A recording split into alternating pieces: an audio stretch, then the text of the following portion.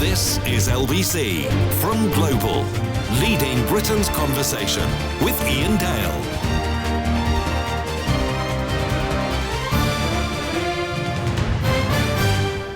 Five minutes past 7 on LBC. Welcome to the programme. It's Iain Dale here with you until 10. We're going to be talking about Syria for much of the programme today. You won't be greatly surprised by that, partly because I think that the scenes in Damascus and the scenes in cities all over Europe have been quite something to behold over the past 48 hours, haven't they, where Syrian nationals have been jubilant over the overthrow of Bashar al-Assad. If I was one of them, I would have been out on the streets cheering too. But there's always a but, isn't there, in these things?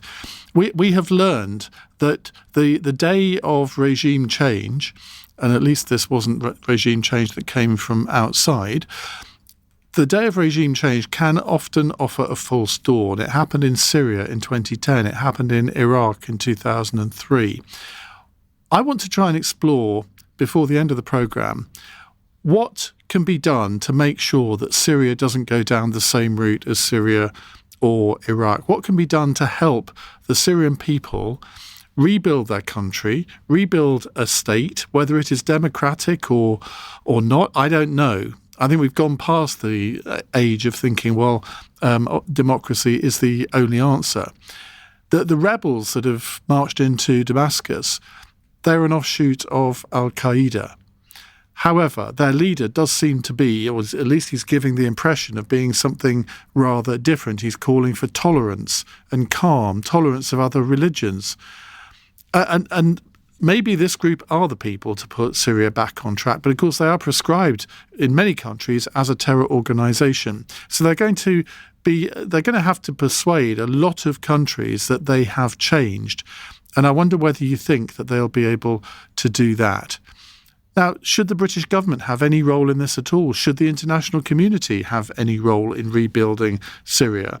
Or should we do what we did in Libya and basically leave them to it and let them get on with it themselves? Well, that did not work in Syria, did it? Sorry, in Libya, did it? 0345 6060 973. So how can Britain help ensure Syria has a peaceful future?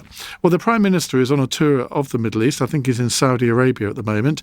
And he was asked today whether the government is considering removing HTS, this group which has helped to overthrow Assad, from the UK's list of prescribed terror groups. No decision is pending at all on this. It is far too early. At the moment, the focus has to be on talking to our allies, making sure that this is an opportunity for Syria, and therefore we have to work to make sure that it's a peaceful opportunity.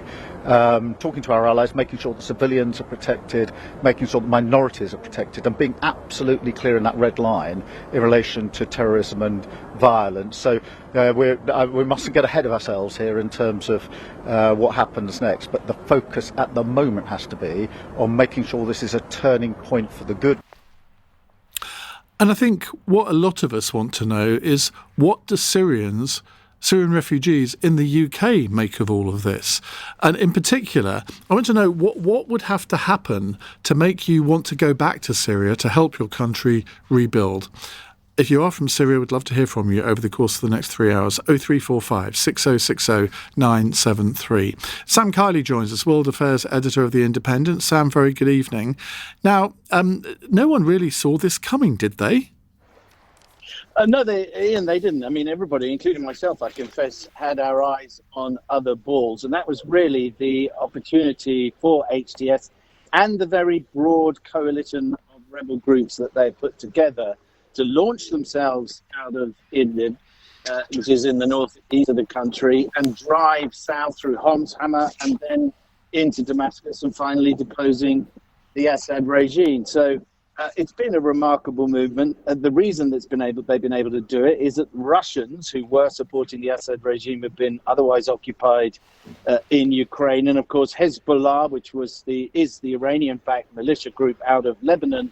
40,000 of their troops were in Syria, but they have been attacked and were focused on their war with Israel. So that provided an opportunity for these rebel groups to sweep in and depose the Assad regime. Small point of information there: they're not an Al-Qaeda HTS is not an Al-Qaeda offshoot. It was when it had a different name, but in 2016 they formally split entirely from Al-Qaeda, and indeed have been fighting against ISIS, the other even more extreme group that of course took over a large chunk of Syria in the past. But there is still an awful lot to play for here, Ian.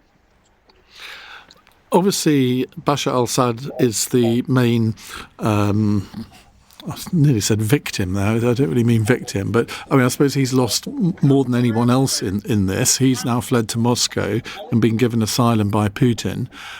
Iran, I think, has also been severely damaged. And is it the Israelis who are the ones who are thinking, well, this in part happened because of our strong stance against Iran? But I think that they'd be right, and they have made that exact comparison, and to a significant extent, they would be right. It is the Israeli campaign against Hezbollah. It is the Israeli air attacks against Iranian sites inside Iran itself that has weakened the Iranian support for the Assad regime. That doesn't mean, though, that the Iranians down the line won't see Syria as a cauldron that they can continue to stir with proxy groups. They may well decide to back anything from Shia groups like Hezbollah. They may back very fundamentalist extremist Sunni groups, as they have in the past, in order to, and as they do in the form of Hamas in Gaza, to continue to keep Syria unstable and maintain it as a potentially ungoverned space that they might be able to exploit. And I think, and the Iranians are not alone in that. The Turks have skin in the game. They want to be able to continue to prosecute their campaigns against the Kurdish areas in the northwest of the country. So there are a lot of regional players that really, whatever they may say in public, do have a bit of a vested interest in permanent instability here. And then, of course, partly because of Israel's campaign in Gaza, the area now that was under government control in Syria, now under the control of what is purported to going to be a transitional government that will have a heavy Islamist bias within it, will inevitably become a magnet for those people around the world, Muslims around the world, who do see, largely justifiably, a two-tier moral system in which countries like Russia are risk prosecution, or their leadership risk prosecution at the ICC. The Brits will say they'd arrest Putin, but they won't say whether or not really they'd arrest Netanyahu for war crimes, where 80% of the civilian deaths of more than 43,000 deaths have been women and children in Gaza, compared to 12,000 civilians killed by the Russians. They see that the numbers of people being killed by a Western-backed government in the form of Israel means that there are double standards in their view. And those sorts of people will be attracted to an area in Syria, now it would seem certainly dominated by, if not absolutely governed by, as an Islamist group, albeit one that says it has backed away from the international Islamist agenda of Al-Qaeda or ISIS. Sam, thank you. That's Sam Kiley, World Affairs editor of The Independent. A text here which says, had these same groups attacked Israel, then you and every other Western media wouldn't tire of calling them barbaric terrorists. Well, they do have a history of barbaric terrorism, and I'm quite happy to call them that. I mean, we keep referring to them as rebels.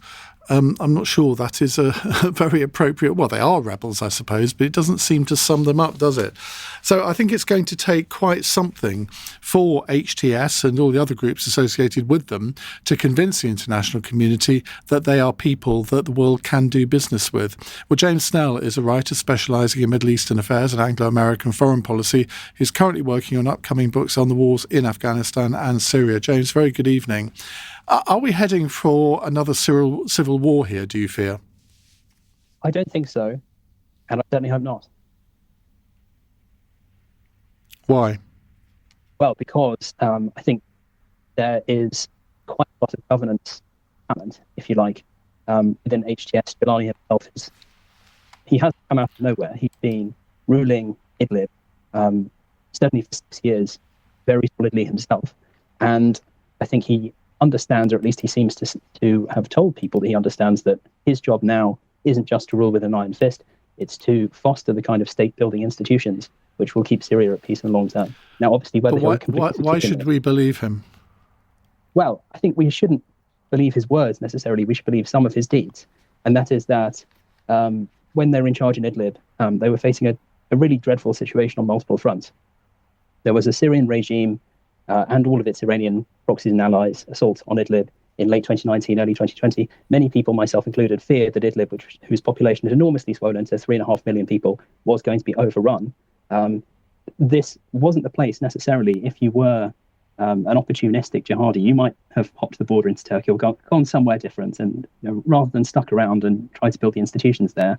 In that situation, they were able to govern with lots of hiccups and problems through the COVID pandemic as well. They were probably the most competently governed part of Syria in that period of time. So again, I certainly don't believe that Jalal is a good man. I don't believe that he's necessarily a friend of Britain's, but I think we can't say that instantaneously Syria is going to collapse. One more point. I think we also have to list the Syrians here, and I haven't spoken to a single Syrian. I'm sure there will be someone in your programme later who disagrees with me, but I haven't spoken to a single one who isn't completely jubilant about this situation, who don't see this as the culmination of 14 very, very hard years. And one of the revolutionary slogans which I think we need to remember is 111 Syrians are one. And I think a lot of people believe that, and I hope they're right. Well, I don't blame people for being jubilant. I think anybody who'd experienced Assad's rule over the last 20 years or so would feel the same way. But I think what the challenge for the international community is now is for that jubilation to be transferred into a genuine sense of optimism and a sort of will amongst all those Syrians who, for understandable reasons, left the country over the past, probably the past 40 or 50 years, not just the last 20, to want to go back and to rebuild that country. And we as a country and we as an international community have got to try and find a way to help them do that and support the basic structures of a new country, haven't we? No, let's see if we can get him back because he's gone silent all of a sudden. Alan says, I don't know Syria, but I have been on the Lebanese-Syrian border and seen Islamists in action. It's chilling. Assad was awful, but people will see him as kind after what will happen now in Syria. Imposition of Sharia law, suppression of women, gay men killed, churches to be burned, Christians beheaded, banning of alcohol, freedom of speech taken away, release of people in the camps such as Begum, thousands of Islamists moving towards Europe, the fall of Lebanon, which is my favourite foreign country, an attempted invasion of Israel from the north and the east, the west being dragged in and thousands of soldiers killed. This is not a good move. Well, it wouldn't be a good move if all of that happened, Alan. You don't give any basis for believing that all of that will come about. Jalani, the leader of HTS, he has said that he wants things to be calm, that he wants there to be tolerance of other religions. Now, I agree. I'm sceptical about him and about the movement as well. But I think we've got to give them a chance to prove themselves. I think we have James back. James, you were whistling in the wind there for a moment. I fear I was. Can you hear me now? Yes, we can. Okay, that's good. I can't remember what I'd asked you, but let me ask you this. Britain's role, I should say. Yeah, how do you think we in the international community can help rebuild institutions in Syria for it to function properly? Well, I think first of all we have to be a little bit humble here because a lot of British policymakers in particular seem to think that it's 30 years ago, and it isn't, and that the British state has tremendously greater capacity than in fact does to do lots of things. I think one thing I would tell people who are a little over-eager to export our knowledge and brilliance and all of this into Syria is that we can't run Britain very effectively by most measures. So why would we think we can run Syria particularly well? All I would say is there are certain British initiatives which I think are very effective in a very limited sense. For example, our support of the Syrian Civil Defence, also known as the White Helmet, that's a perfectly creditable programme which I think we should extend and expand if we wish to.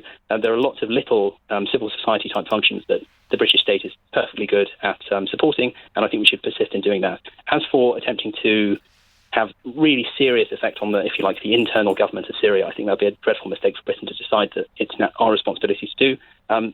The running of Syria is for Syrians. And I think if we have any impact at all, it should be attempting to deter other countries, especially Israel, Iran, Russia and others, the UAE, Qatar, all of these countries. We should be doing our very best, insofar as we can, to tell them to butt out and leave it to the Syrians to decide what their future is. James, thank you. That's James Snell there, a writer specialising in Middle Eastern affairs. We'll come to your calls in a moment, getting your reaction to the events of the weekend and what you think the future might hold for Syria. 0345 6060 973. And as I say, I'm very keen to hear from Syrians in the UK, or even if you're listening in Syria, we'd love to hear from you as well. Iain Dale, text 84850. This is LBC. 22 minutes past 7 on LBC. Right, let's go to your calls. Amit is a first-time caller from Ealing. Amit, hello, what would you like to tell me? Hi, I would like British government to support the group for now. It looks like they are doing good and well. And they, like with every single minority, they've been good with them until now, and they're saying they will be better. So let's give them a chance, and hopefully they will be.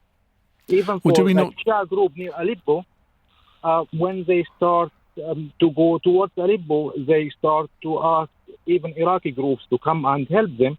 But they are now okay, and even I saw some videos of them they saying no one do anything wrong for us.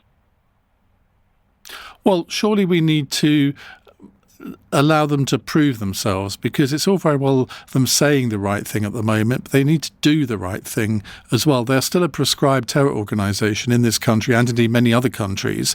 They've got to surely show evidence that they've changed. I hope so.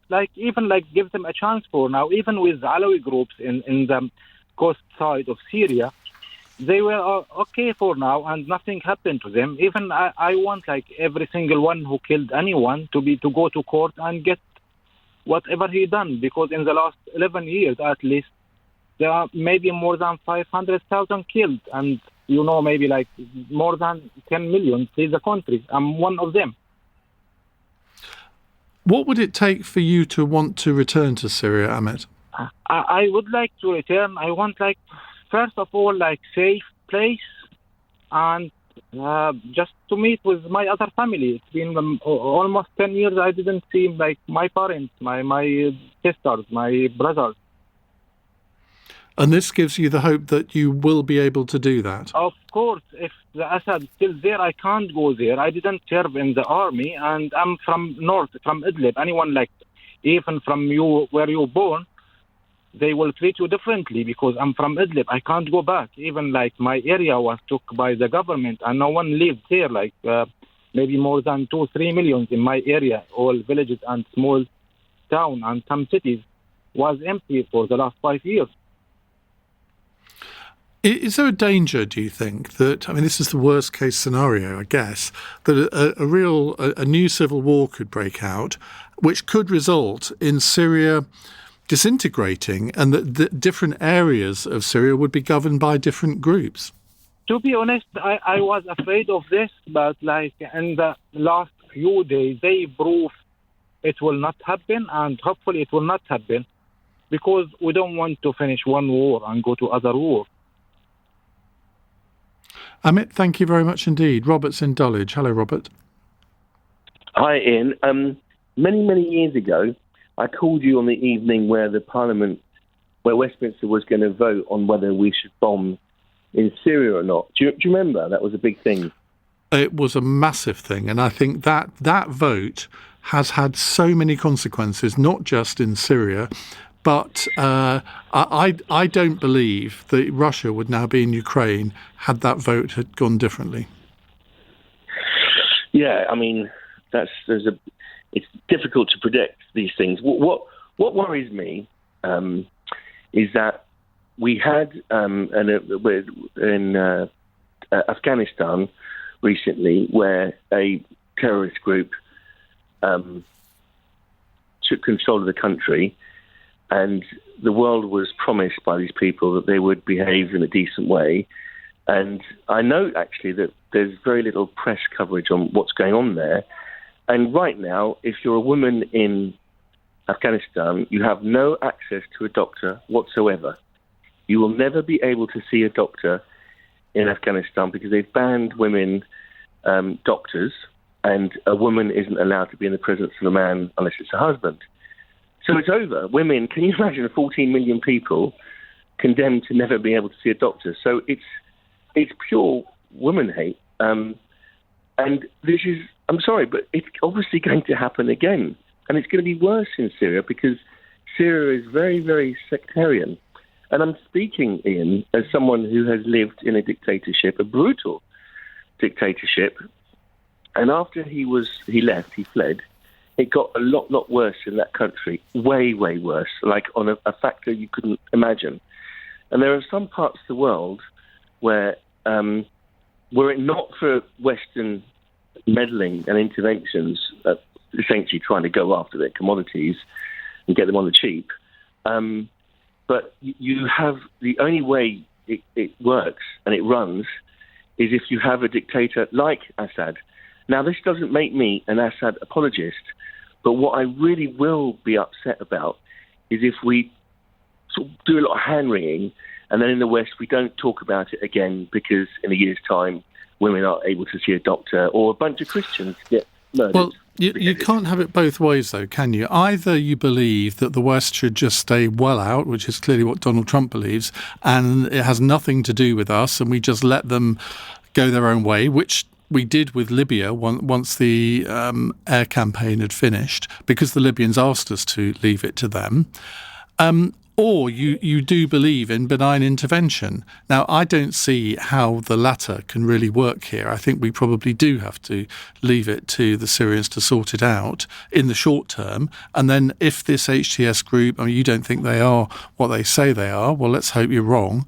But if they are what they say they are, that is when Western countries, in fact, countries all over the world, can help in I don't know, a philanthropic way, but help to rebuild the civil institutions of the Syrian nation.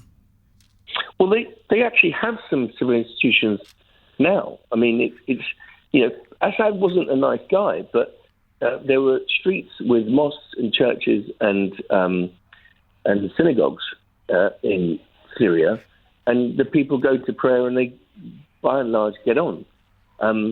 It's just that if you talk against him, he'll come after you. So there is a health service. There was an army.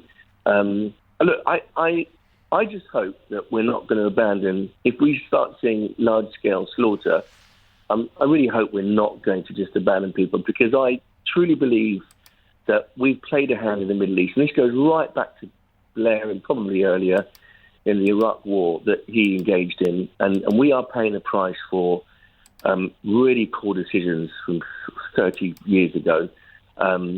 We created power vacuums that were filled with these monsters, and we've just got to just be more honest about our international, our foreign policies. And when I look, and the other thing I wanted to mention, when I listen to what Lamy is saying and what Keir Starmer is saying, people say that it's like sixth form politics now from our government. It really is. These guys are way in over their head. They've got no idea what's going on. They've got no idea. Well, it's easy to say. What evidence do you have for that? Well, because they are literally saying, I'm really glad to see Assad gone. Got it. Tick. Agree. But what you're congratulating the people coming into power is a violent, extreme, and it's not a Muslim.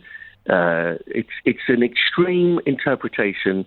It's not proper, and it's violence and misogyny and barbarism on a scale that we can't imagine. Unless you've heard something different to me, I haven't heard either Keir Starmer or David Lammy congratulate this group.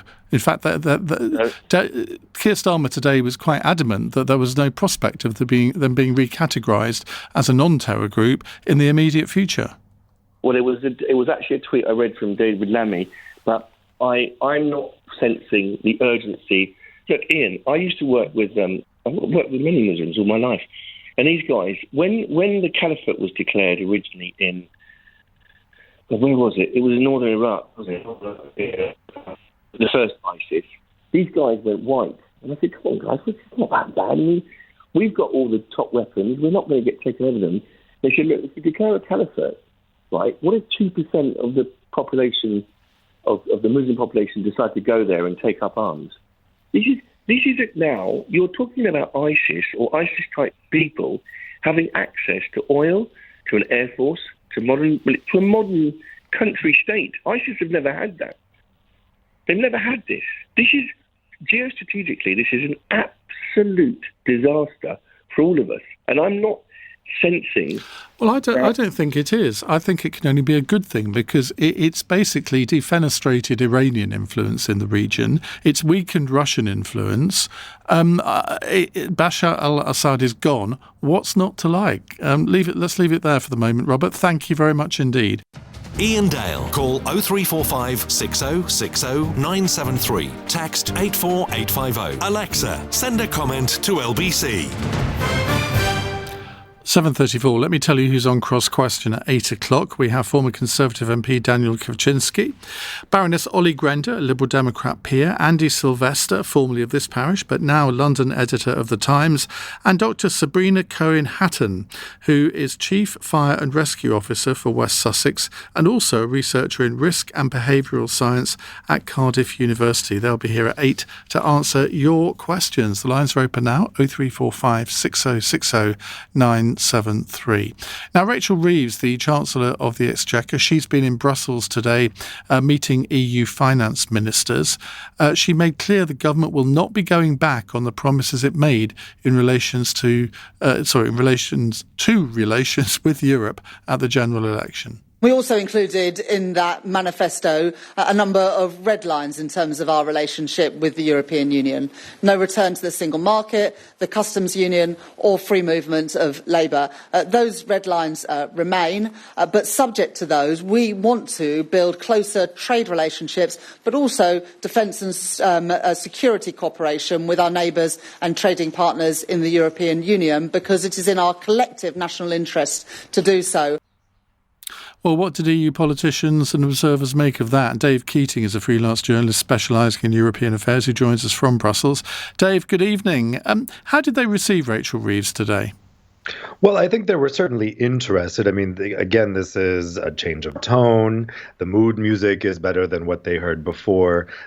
She came and said that the previous government, their relationship with Europe was defined by, quote, division and chaos. But at the same time, just like with Keir Starmer's visit to Brussels a couple months ago, she's come empty-handed without any actual ideas for improving the trade relationship between the EU and the UK.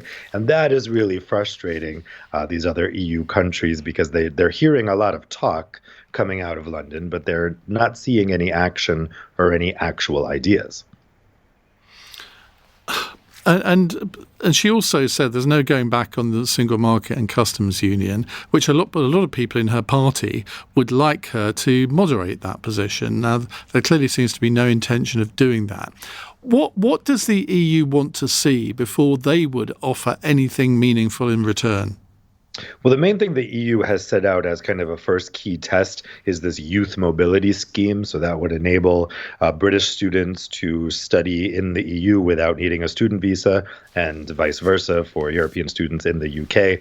The Starmer government has rejected that out of hand. They're worried that that looks a little too much like free movement.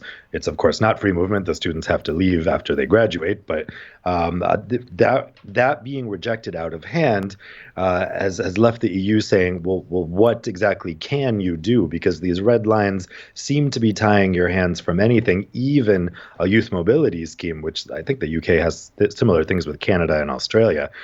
So they're facing a lot of rejection. So they need some kind of significant, I wouldn't say offer, but a significant move from the UK in order to feel like, okay, this is real. This isn't just the Labour government wanting to seem more conciliatory toward the EU, but not actually offering anything. They need to see some kind of real movement. And so far, they haven't seen that. And it's a domestic problem for Labour, isn't it? Because they've got Reform UK, this new party, relatively new party led by Nigel Farage, snapping at their heels in the opinion polls. And if they give anything away to Brussels, it would just be sort of fodder for Nigel Farage. Exactly. And Rachel Reeves is in a difficult position here because, of course, she's been tasked with fixing the British economy, which has been badly hurt by Brexit.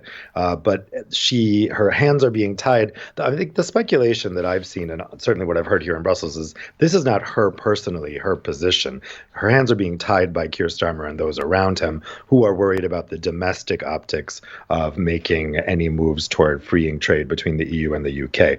But because she desperately needs to improve the economy, she, of course, really wants to do that. And I've heard that people think that she actually would be willing to soften those red lines. But of course, it's not her decision. It's Keir Starmer's decision.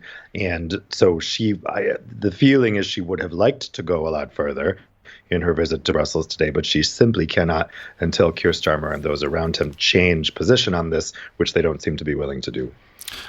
Robert sent in a text on this mobility scheme, which on the face of it sounds like a good idea. And I think many Brexiteers actually on the face of it have no problem with it. But he's pointing out that under the EU proposals, British 18 to 24-year-olds could only stay in one EU country, but we'd have to take all 27 member state kids in return.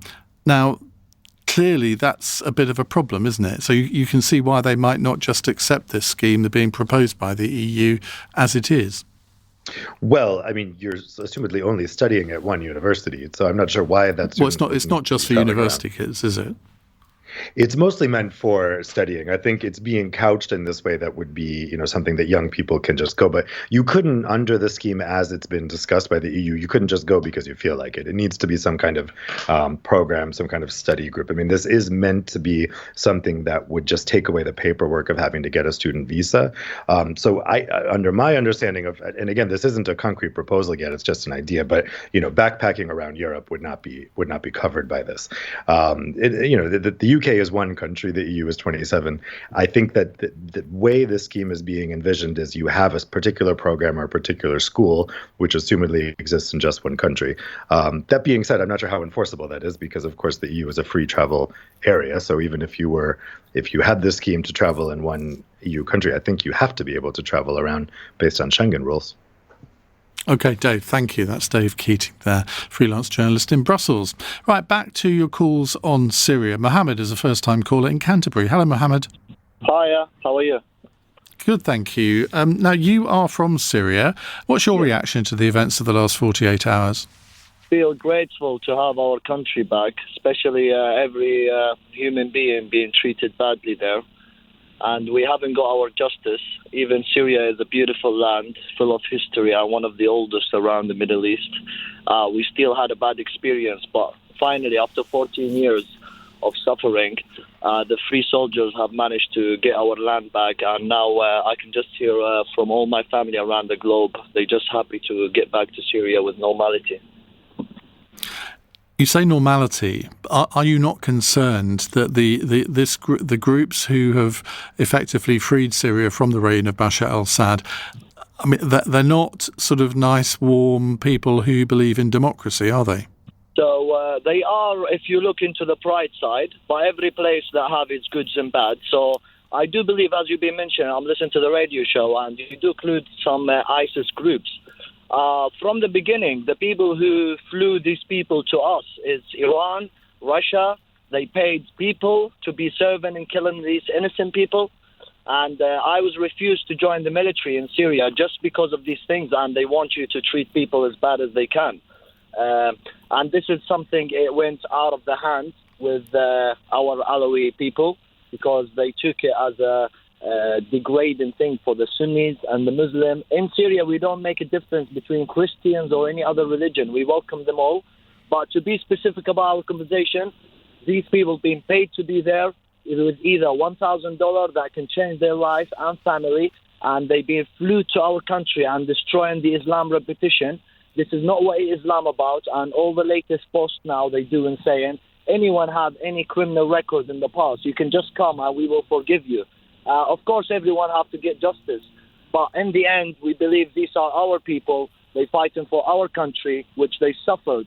And the amount of people they found in the secret prisons that they only open with face recognition. And if somebody tried to touch them, they will go exploded on 2,700 prisoners.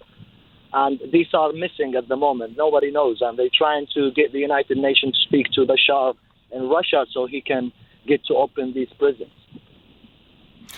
What would it take for you yourself to think, I want to go back to Syria? It's my home. I want to help in the rebuilding of the country. To be honest, we have a great big villa there. I wouldn't impress anyone, but we have to leave it for that bad regime. I also been on the ITV News for my job and what the Syrians had to do to make a living. But to keep it on the topic, we do know they are our people. They fought for the front line of the country. And these are the people they've been chased around and being called on the news as a terrorist group. Even in Middle East, I just got back from Kuwait the last week. All the news there, which is owned for, I don't want to call it any, but the whole world knows it who they owned by. And they claim that these free soldiers are actually a terrorist group. We know where the terrorist groups are, which it is in a very much plain order. You can see it on the other side of the world, which is not too far from our country. Well, I mean, you're splitting hairs a bit, aren't you? Because we know the background to this group, and we know that they are an Islamist group, and we know that they are a prescribed terror organisation in this country and indeed elsewhere. Absolutely, but if you want to look at the Taliban order from other countries, it is a way of terrorists, which they stop in women's rights and other things. But for us, no, we just everyone acting on the basis of the religion, and they treating the women like a queen as they should be. And on top of that, there was many prisoners that they went out. They were most of them women. They are terrified by the old regime and what happened in the old days. They think these people gonna kidnap them or do something bad to them, but they given them so much green flag to leave these prisons without any worries or anyone will chase them. They just polluted people's brain by believing it if you run away from that prison. And their sentence is being for something very little. He's just going to do his prayer. They took him as a terrorist. Okay. All right, Mohammed. Well, look, let's hope you can get back to your nice villa. Because you must be thinking about it. When you're forced to leave your own country, leave your own property behind, what a shattering experience that must be. And now to have the prospect of being able to return, I don't know what would have happened to your property in the meantime, but it's something that a lot of people from Syria who've come to this country as refugees, I guess it's something that they're all thinking about. 0345 6060 973. We will, of course, no doubt be talking about this on Cross Question 8 with former Conservative MP Daniel Kowczynski, Baroness Ollie Grender from the Liberal Democrats, Andy Sylvester, London editor of The Times, and Dr. Sabrina Cohen-Hatton, Chief Fire and Rescue Officer for West Sussex. Somebody complaining yet again you haven't got a Labour representative on your panel. There are days when we don't have a Conservative representative on the panel. There are days when we don't have a Liberal Democrat representative on the panel. We generally have two people from the right and two people from the left. That's how we try to balance things out. Leading Britain's conversation. Iain Dale. Alexa, send a comment to LBC. 7:49. Let's go to your calls again on Syria. Chris is in Colchester. Hello, Chris. Hi, Ian. This regime change plan has been in the wheels for a long time. General Wesley Clark, after 9/11, said there was a plan from the Defence Department to take out 7 countries in 5 years, and Syria was one of them, so was Libya. And we've supported Al-Qaeda in that country to remove Assad. Jake Sullivan said this in an email as well, and said it was for Israel's benefit. Hang on a second. This is a load of baloney, isn't it? Because if we had tried to take out Assad, do you not think that would have happened in 2013 when there was the chance to do so? Well, there was a vote in Parliament, if you remember, and we voted against it. No. So it's totally undermining what you've just said. Well, no, things changed. That's what happened after. We supported these forces to try and remove Assad, and we wanted to bomb them, but luckily their democracy was in action here, and we didn't vote, and that was because of what happened in Libya, where we destroyed the country and just walked away. But that didn't just happen like you're all over the place, Chris. What do you mean? This is what happened, Ian. I know, but either you want us to intervene or you don't, and you've complained. No, I don't want us to intervene. No, I don't. Right. But I don't want us to start by. But you just complained. Hang on. You just complained that we left Libya to its own devices and didn't intervene. No, the intervention was before 2000. The intervention was supporting these jihadists to remove Gaddafi. And then we've supported jihadists in Syria to remove... How have we supported Assad. jihadists in Syria? Timber Sycamore, Peter Hitchens posted about it yesterday. It must be true then. Well, no, we've supported Al-Qaeda. It's not a secret. No, I don't know that at all. Turkey, the US, the UK, yes, we have supported these forces quite openly. Tulsi Gabbard's in the new Trump government, she's spoken about it. It must be true then if Tulsi Gabbard's talked about it. You're just believing every conspiracy theory that you read, aren't you? It's not a conspiracy theory. Well, you're making it sound like one. We called them the Free Syrian Army, al-Nusra Front. We were openly supporting them, Ian. I mean, the Libyan, we supported the same in Libya. The Manchester bomber was being flown to Libya under our guidance, and that came back to haunt us. Now we're going to probably get untold numbers flooding back into Europe from Syria, and everyone's celebrating about it. So you think Bashar al-Assad should have stayed? That's not my choice. That's up to the people of Syria. And, we can agree on that. Well, yeah, but you've heard Syrian people that think he should have gone, but I'm sure there's a lot of Syrians that think the opposite. Well, they're perfectly free to phone in if they do, but I mean, given his record, given the scenes that we saw on the streets of Damascus yesterday, given the scenes that we've seen on the streets of Britain and indeed other European capitals over the course of the last 48 hours, I think it's highly unlikely we're going to get many people jumping to the defence of Bashar al-Assad. No, but I mean, I think they need to be very careful what they wish for because of what's happened in the past. We've seen like the Middle East is a disaster, like for the last 20 years, and I just worry the backdraft, what's going to happen next. I think people are being very naive if they're celebrating. Well, I think it's natural for people to celebrate. If you've got rid of a tyrant, of course you're going to celebrate. But I think it's also natural to fear what comes next, because as you say, it doesn't automatically follow that good things are going to come next. And that's where I think the international community has got to think to itself, well, do we just sort of stand away, which is what Donald Trump wants to do, or do we try and help this? Well, whatever is going to be this nascent new Syrian government, do we try to help them in some way? I don't know what way that would be, but it would seem a little odd just to stand by and do absolutely nothing. Chris, thank you very much indeed. Now, before we come to tonight's cross question, let's hear a little of the latest episode of the President's, Prime Minister's, Kings and Queens podcast. This week, we focus on Richard I, also better known perhaps as Richard the Lionheart. And I'm joined by the historian Dan Jones, author of a book about Richard's family called The Plantagenets, the Kings Who Made England. And Dan explained what motivated Richard the Lionheart. As soon as Richard becomes king in 1189, he's really hell-bent on one thing and one thing only, and that is crusade, which is understandable. He's a young man. His formative years have been spent fighting. He's been raised to be a warrior king. He's been raised to be a soldier. He's been fighting since he was 15 years old. But he's also lived through a seismic shock to Christendom, which is in 1187, 4th of July, Battle of Hattin. Saladin, the great Sultan of Syria and Egypt, who'd managed to unite Syria and Egypt under his own military rule, destroys a huge crusader army between the twin extinct volcanoes at Hattin, and subsequently marches on crusader Christian-held Jerusalem, besieges Jerusalem, October 1187, Jerusalem falls. Saladin captures the king of Jerusalem. He captures the most holy relic in the Christian world, which is the true cross, the big chunk of Christ's actual cross on which he was crucified. He takes the holy city. And the shock waves of this, reverberate through the whole of Christendom. And it's seen as incumbent on anyone who's got anything about him to go and do something about it.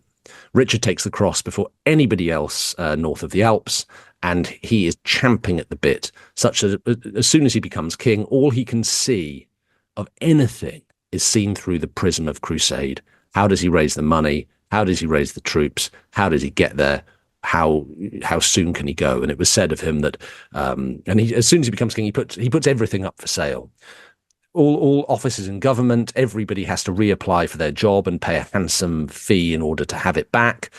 He puts up for offices, titles, lands, anything he can sell, he will sell. It's said of him that it's said that he says, "I would have sold London if I could find a buyer." And the result is that by 1190, he's ready to go. He marches through France, sails down via Sicily, via Cyprus, eventually to make his way to the Holy Land, with and the engagement that he throws himself into as soon as he gets there is the siege of Acre in present-day Israel, just up by the Lebanese border. I mean, how was all of this crusading received at home? Because, I mean, when the cat is away, the mice will play. And were there was there any kind of rebellion against him during that period? It weighs heavy, I think, on Richard's mind, even as he's planning his crusade, that he can't really trust the people he's leaving behind. And there's one person he can't trust more than anybody else, and that's his youngest and the only surviving full brother, John, the future bad King John, if anyone wants to get the Disney image in their head. John is, from childhood, a piece of work. And he sees very clearly, and everybody sees very clearly, I think, that once, as you say, once the cat is away, the mice will play. John has designs on whatever he can lay his hands on, up to and including his brother's crown. Richard tries to set up, as he leaves on crusade, all number of checks and balances. He tries to ban John from coming to England, full stop.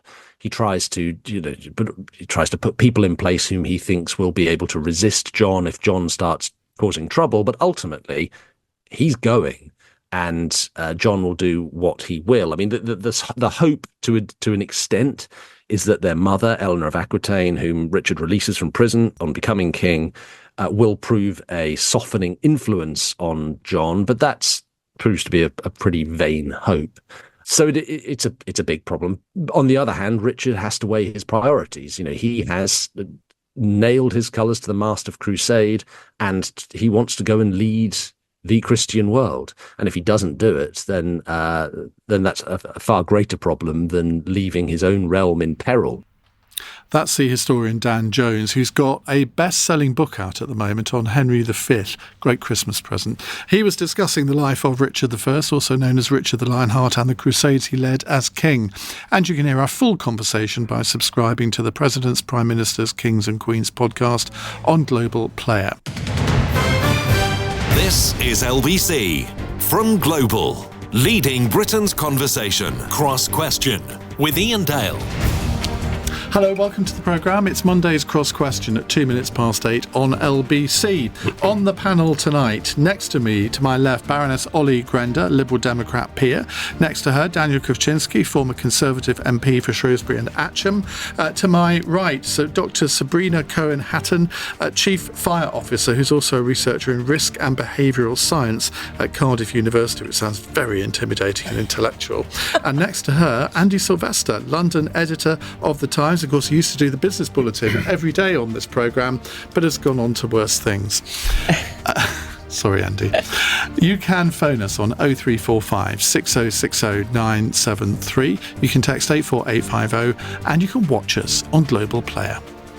Call 0345 6060 973. Tweet at LBC. Text 84850. Cross Question with Iain Dale. This is LBC. Right, our first question from Scott in West Hampstead, who says, should the West have any role in helping Syria to become a stable, peaceful democracy? Or should we leave well alone, given our largely failed attempts to help bring peace and stability to Iraq, Afghanistan and Libya? Daniel Kowczynski. Well, I think the first thing to say is that how pleasing it is that another one of those chinks that the Iranians have been pushing in the Middle East has fallen. Assad was propped up by the Iranians, and they used Syria as a sort of conduit to supply Hezbollah in Beirut. I consider Iran to be the single biggest threat to peace and stability and security in the Middle East. So the fact that Assad is gone is obviously something to be encouraged, because it weakens Iran as well. Whether or not we should intervene in Syria in helping it to democracy, well, I think we need to start as the question as you've posed. We have failed spectacularly in Libya. I've just come from a meeting with some Libyans who are visiting London.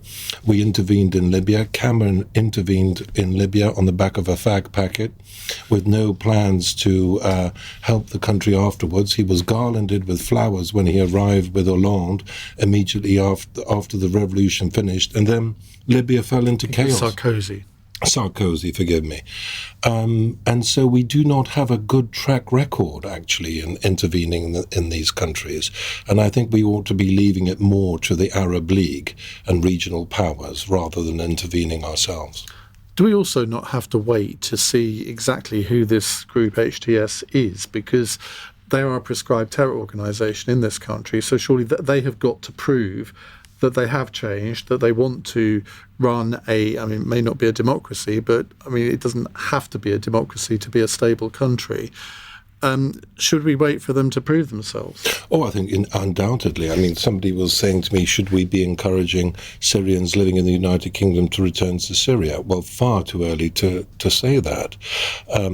The early signs are encouraging. They allowed the Prime Minister under Assad to stay. They didn't, behead him or do something sinister to government officials. So they are giving the impression that they have moved on from their terrorist activities and that they want to create a peaceful democratic Syria. But it's far too early to actively be encouraging Syrians in this country unless they want to go voluntarily until we see the mist clearing. Ollie Granda. Yes, I agree with Daniel. We need to take a huge pause. On the other hand, there is expertise, and we have it across our table from us, so I'd love to hear. We have expertise and support that can help. This is a country that remains devastated from an earthquake a year ago. This is a country where there is significant need for support and help. There will be people in that prison, Sayonara, that have been locked up for years and years, and therefore any expertise that the West can offer in terms of help on that. However, Daniel's absolutely right when it comes to Libya. Libya was done without any intelligence, and several independent reports since have said that it was a terrible error. But I still think that there is a place for Western countries to help and support. In a way, we need to see a nudge towards democracy, but it is very, very, very early days. But wasn't Libya a disaster because the Libyan different factions said, just leave it to us? Once the initial airstrikes had happened and the situation had calmed down a bit, they just said, well, look, no, we don't want you to come in. We'll deal with it, thank you very much. And we then said, OK, up to you. There was no infrastructure there at all to come in and create a new democracy, an inclusive democracy. By the way, I think democracy is a long-term thing in a scenario like this. I think sometimes in the West we tend to push and impose at quite a high speed because it's what we've been used to for so long.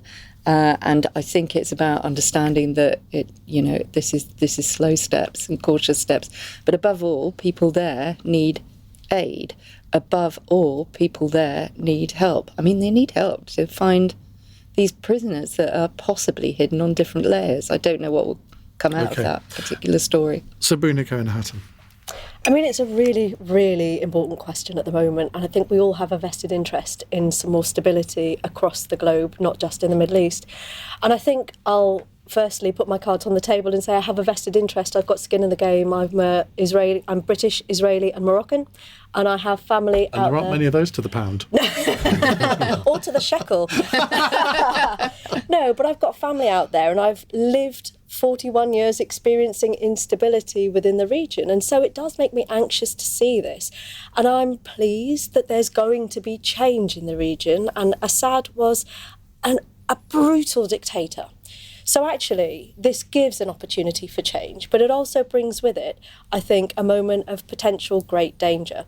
And one thing I think is really important is to listen to Syrian voices within this. It can be so easy sometimes to export our own worldview into other places in the world, and we don't always listen enough. But there is an incredibly great need for humanitarian support in the region. Of course there is, and I think that comes first and foremost. But I think what I'm equally as concerned about is what it means for us here in the UK. It was only today that I saw the report come out from Dame Sarah Khan that talked about the erosion of the societal fabric that we've got in terms of democracy here in the UK at the moment.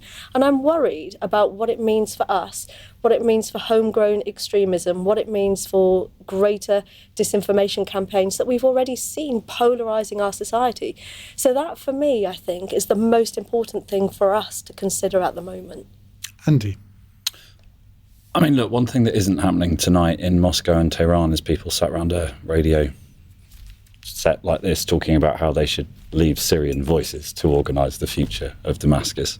It's been a huge defeat, diplomatic defeat in both of those places. And those countries, those regimes will be looking at this and working out how to advance their interests going forward. And in the West, it would be naive and I think misjudged to pretend that that isn't happening. Now, no one is talking about, as are your question, Libya is one example. The other questions there, we had boots on the ground in those countries and we pulled out too quickly and we didn't have an exit plan and there are all sorts of things. We're not talking about that. What we are talking about is you've got a group like HTS, which if they survive, beyond another week or 2 weeks out of the alphabet soup of people that are looking to be in charge of that country, we are going to have to bring them in probably sooner than you'd like. There is probably going to not be the level of wait and see that you might want because you need to invite them, get around the table because they will be invited to the tables of countries that are effectively our enemies. We are in a low-level state of war with Russia. We are in a low-level state of war with Iran. So I think it would be naive to say hands off entirely. I think a British government should represent British interests. What about the Israelis tonight? Because I think a lot of people in Israel will be thinking, well, this wouldn't have happened had the events of the last year not happened. And is Israel strengthened by what's happened in Syria? I think that Israel would be very nervous at the moment, actually. Syria provided a land bridge from Iran to arm Hezbollah, who were attacking Israel via Lebanon. And I think that the removal of Assad provides the potential for additional proxy groups. So I think Israel will be nervous, and you can tell by some of the actions that we've seen, the moving into the Golan Heights, for example, the airstrikes on some of the Syrian military infrastructure over recent days. So I think that there will be more nervousness than jubilation. Anybody else? I think that's entirely fair, isn't it? I think you, if you're in that part of the world, if you go to the Golan Heights, you can stand on mountains that have coffee shops called Coffee Annan and look out over Lebanon, Syria, and Israel at the same time. It's very, very close. I've done that. It's weird, isn't it? It is. Actually. It is a strange experience, and I think, as Daniel said, anything that weakens Iran is a good thing in this region. But if you're an Israeli government right now, we know what happens. We know what can happen when people decide, actually, we'd quite like to storm over that border. We saw it in fairly sharp relief in 2003. I would add that with incoming President Trump, there is an opportunity for the Abraham Accords to be resurrected. I know that Morocco has signed the Abraham Accords, and I pay tribute to the Moroccan ambassador when I've met him on many occasions, the courage, the vision of the Moroccan people, and being one of only 4, I think, Arab nations that have signed the Abraham Accords. Iran saw the danger to it of these Arab countries starting to engage with the Abraham Accords, and that's why they have tried to cause as much destabilization in the region as possible in order to disincentivize other Arab countries from following. And I think that if there is peace and security in Syria, and there is some form of change in Lebanon, other Arab nations can finally get round the table with Israel and start and follow the Bahrainis, follow the Moroccans and others in finally creating peace with Israel, which is what most normal, sensible people would want. Let's take a follow-up question from Ash in Notting Hill. Ash, what would you like to ask? Yeah, basically, thanks for taking my call. But this question is remaining as a question, important question, which once we didn't have a guts to do it in Parliament. If I say that because we were thinking about what's going to happen in future.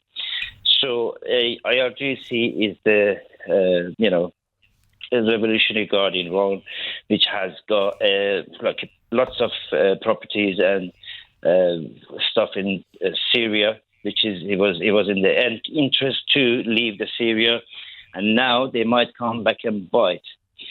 The reason for that, the £30 billion of investment in there, as well as another £40 billion Syria owes them. Okay, Ash, we need to get to your question. Yeah.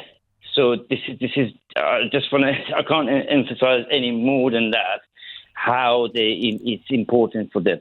So are we going to? This time around, are we going to recognise IRGC as a terrorist group or not? It is a good question, and I've always scratched my head as to wonder why we haven't. But there does seem to be a reluctance to do this. Do any of you have an explanation for this? That'd be a no then. No. The question was why the Iranian Revolutionary Guard's not a prescribed. Why haven't they become a prescribed terror organisation? Because they clearly are. I would presume that there is, as I understand it, in making a prescribed terrorist group, which we're coming back to with HTS, right? Yeah. It means that you effectively can't engage with them at all. Yeah. Now, should diplomatic relations with Iran improve, it would be odd if you had a prescribed, effectively the military wing, and you couldn't then talk. I would assume that's the level of detail. It's just about freeing up the Foreign Office, basically, to have back channels, as a wild guess. Daniel? I don't think that it's possible to have any form of normal dialogue or peace with the Iranians. I mean, they have demonstrated over the last, ever since the Iran-Iraq war finished, they have demonstrated an absolute pathological determination to destabilize and control the region.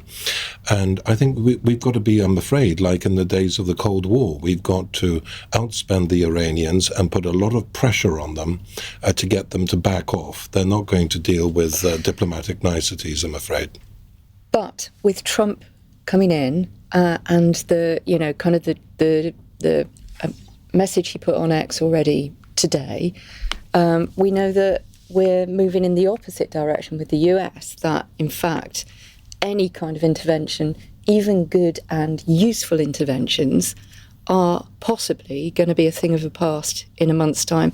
Which comes back to the point about needing to move at a slightly faster pace if anyone is interested in intervention. Now, I'm not saying definitely that should happen. However, I think Trump is as much of a threat to a level of peace in this area, partly because he is, saying, no, we just up drawbridges.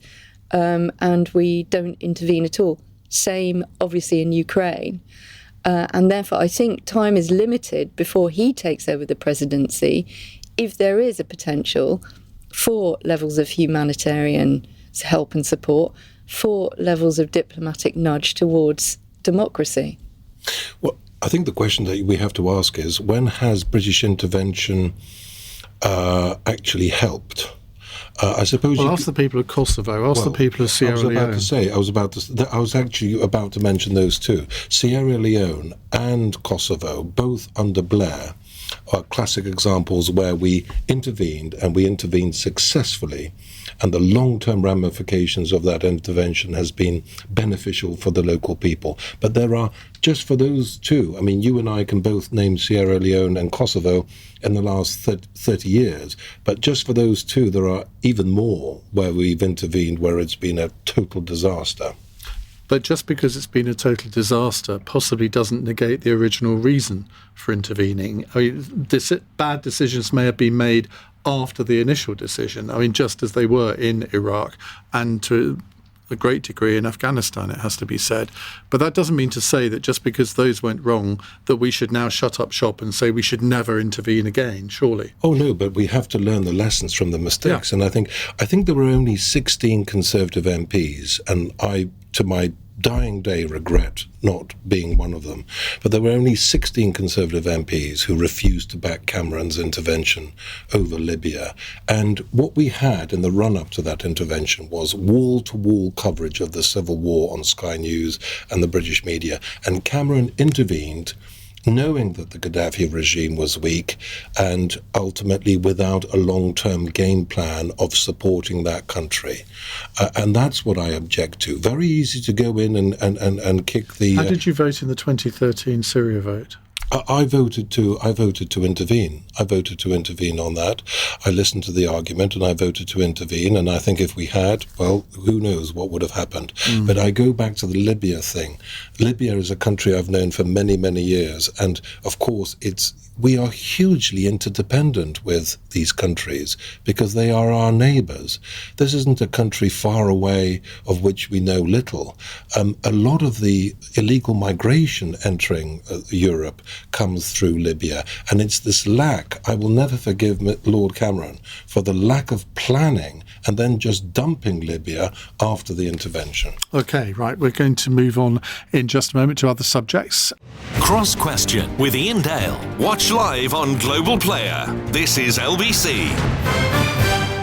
22 minutes past 8. Let me reintroduce our panel. Dr. Sabrina Cohen-Hatton is a Chief Fire Officer, also a researcher in risk and behavioural science at Cardiff University. That sounds incredibly intimidating. What does it actually mean? Is it sort of like neuroscience? It is. It's behavioural neuroscience. I'm particularly interested in what happens in our brain when we make decisions under pressure and what kind of things might bias our decision-making, particularly under pressure. Although I've just recently expanded into looking at dogs as well.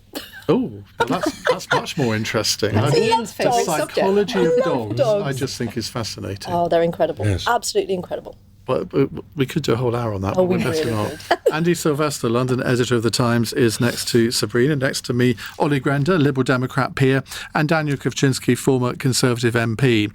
Tammy is asking, is Rachel Reeves right to want to reset our relationship with Europe? Now, the Chancellor has attended the Eurogroup meeting of EU finance ministers in Brussels today, the first time since Brexit that a British Chancellor has been to this meeting.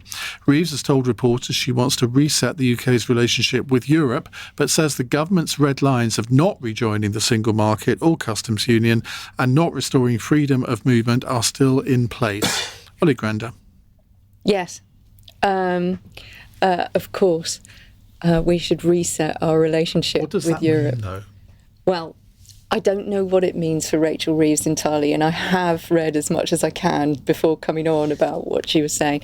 I think, above all, this might be from the government about mood music, and I don't see that as a really bad thing. I mean, obviously, I would want slightly more specifics. You'd be astonished to hear, Iain. But really, kind of, we now know from the OBR that our cut in trade is about 15% as a result of Brexit. We now know that if you want to sell something, as a farmer, if you want to sell fish to France, you had to do one consignment note. Now you have to do 23 individual different procedures. If you are a farmer in Kent and you want to sell sausages to Calais, it's now, you can't do it. It's just not possible. So we know that trade has been dramatically constrained by this. But also we know that there are all sorts of potential ways of, in small steps, resetting the relationship, and I think it is a good thing to try. So, for instance, we talk about a UK mobility scheme and making sure that young people can travel with more freedom than currently exists. And we think that that is a good thing. Also, but Labour could go rejected it. Labour have rejected it, yeah, but we think it's the right thing to do. And so a reset is a good thing to do. I suspect that the substance of the reset, I suspect that Keir Starmer has been sounding this out, given all his foreign travel recently. And I think what he has been doing is testing the waters. And I think what he has been finding is that when it comes down to specifics, given the terrible deal that we had, it's a much harder gig. Andy Silvestro, isn't it true that Rishi Sunak reset the relationship with the EU after the Boris Johnson and Liz Truss years? And the Windsor Framework, which was actually a pretty significant diplomatic achievement as it goes. He did. I think there is this sort of red light that goes off in the United Kingdom whenever we talk about Europe and resetting the relationship, where we go back to fighting the war of May 2016. And we do need to move beyond that for the good of the economy. There isn't a problem with Rachel Reeves going to Europe and saying it all got a bit much there. Just after we broke up, we were arguing over the DVDs. Do you want to go for a drink? There's no problem there. The issue will be down the line if some of this flag flying, some of this sort of gently floating a closer relationship, if Labour are forced to make a decision about, do we propose this to the British public? Do we actually put something down on paper and then we have a manifesto, then we're going to fight this war all over again? Is it a problem for the Chancellor of the United Kingdom to go and visit and be nice to our biggest trading partner? It is not a problem. Sabrina? I mean, it's a really interesting one, and I'll leave whether or not I'll leave the policy implications for the politicians, but I think good relationships are going to be good for Britain generally. And I think what's the problem that we're trying to solve? When we look at the UK at the moment and we look at our economy, we look at the crisis that we have over the cost of living, we're seeing unprecedented levels of poverty. Just today there was a report by the Salvation Army that found there are 50,000 people who are working but still experiencing homelessness in the UK at the moment. And actually we have got some significant problems here that we're looking at. So what's the fix that we're trying to solve? And I think that, for me, when you look at this in its entirety, it's going to be really important to focus on what we need as a country to be able to progress. We're not massively self-sufficient as a country. We import a lot of energy. We import a lot of food. So what are the best relationships for us to fix those issues? Or should we be more focused on becoming more self-sufficient as a country? Daniel, I suspect you might disagree with Ollie. I just a feeling I have. Well, let's look at the facts. In 1980, the European Economic Community, now the EU, in 1980, the European Economic Community represented 25% of the world's economy. Today, that's down to 15% and falling, and will continue to fall. The only continent that will grow at a slower pace than the European Union over the next 3 decades is Antarctica. When we were in office, we moved from 7th largest exporter, this is after Brexit, we moved from 7th largest exporter to 4th largest exporter. Now, how does a tiny island with 60 million people become the world's 4th largest exporter? That's something which I think has to be taken into consideration. So you would accept that since Brexit, trade with the EU has reduced? I mean, how can that be a good thing? Well, the good thing is that we are spreading our wings much, much further than this rapidly shrinking market. And of course, one of the main benefits of leaving the European Union is that we are the only European country to have joined the world's largest trading bloc, the CPTPP in the Far East. Now, who is in the CPTPP? Some of the fastest growing economies in the world, with hundreds of millions of new middle-class consumers coming down the line every single year. Countries like Japan, South Korea, Malaysia, Australia, New Zealand, Canada, Singapore.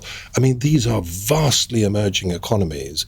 And what are the long-term consequences of the United Kingdom being the sole European country to have entered into the CPTPP?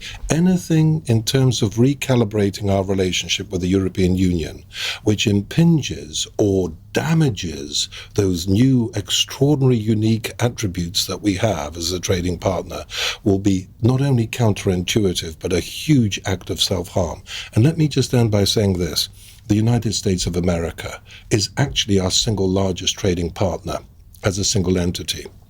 Sakir wants to... Well, the EU is a single entity, and that we have more than double the trade. Okay, well, with America with the EU. And it's next door. Yes, but we've had the interesting thing, of course, is though we've had a trade deficit with the European Union every single year for the last 40 years. We have a small trade surplus with the United States of America. That is also needs to be taken into consideration. Now we have, for the first time, the opportunity in the next 4 years to outmaneuver the French and the Germans and our other European competitors in helping British exporters to enter the American market. And if Sakir, because of his ideological refusal to accept that result from 2016, wants now to trash that opportunity, he's going to have to explain to a lot of British companies why he's not taking advantage. Ollie Grander, I can tell you're convinced. Not very much. Well, I mean, it is a convincing argument, surely, that world trade is going to expand outside Europe. I mean, that is a convincing argument. I mean, world trade, of course, is fantastic, and we should be at the forefront of it.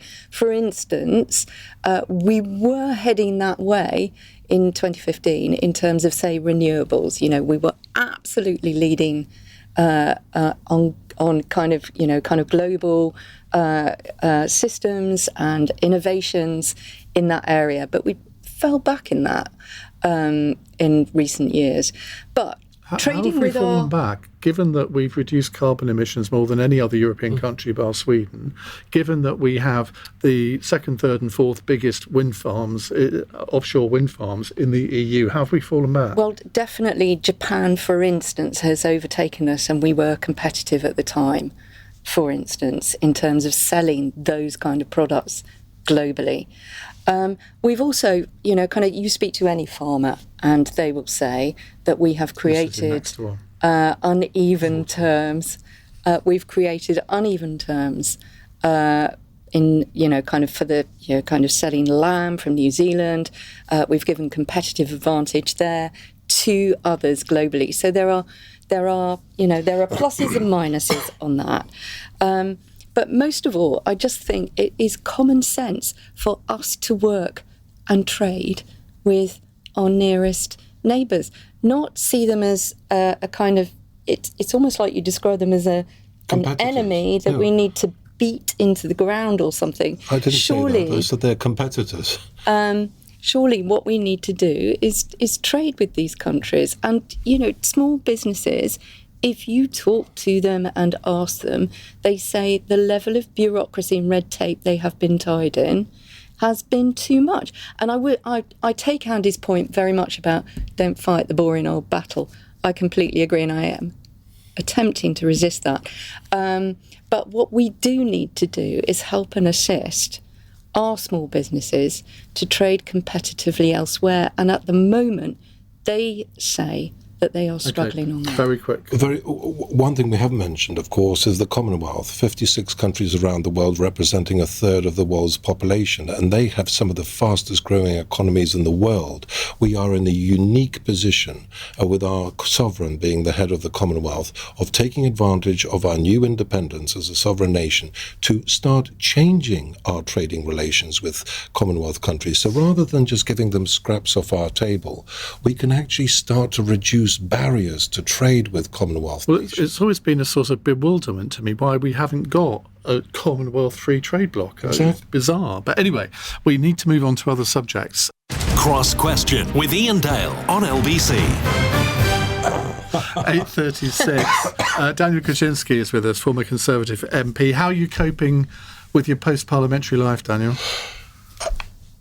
I've never been happier. Being 6'9", you're very recognisable. And for the first time in 2 decades, I can go to the local swimming pool. I've now moved to London. I can go to the local swimming pool, my local cinema, the park, without being molested. It's very good. Nice. It's very good for one's mental health. Okay. Right. We have also Baroness Ollie Grander from the Liberal Democrats, Andy Sylvester from The Times, and Dr. Sabrina Cohen-Hatton, who is a Chief Fire Officer. I mean, how's the fire service coping with you being here tonight? I'm off duty. Marvellous. Right, let's go to another text from Kathleen in Oxford. Talking of trade, should we really be cozying up to Saudi Arabia, given the many awful things that regime has done? Now, Keir Starmer has been in Riyadh today, meeting with the Saudi Crown Prince Mohammed bin Salman. The Prime Minister says economic growth cannot be achieved without securing investment from nations like Saudi Arabia and the UAE, which is, it has to be said, something slightly different from what he said in opposition. Sabrina. Well, when you look at all of the nations out there, you could take the same position with many other nations. You could take Qatar, for example. You could take South Africa. You could take any one of a number of nations and determine whether or not we should, based on what they've done previously. I mean, I do have some sympathy towards the argument because it's important that we maintain values, but at what point do you want to progress a relationship, to influence, to move past that? Andy?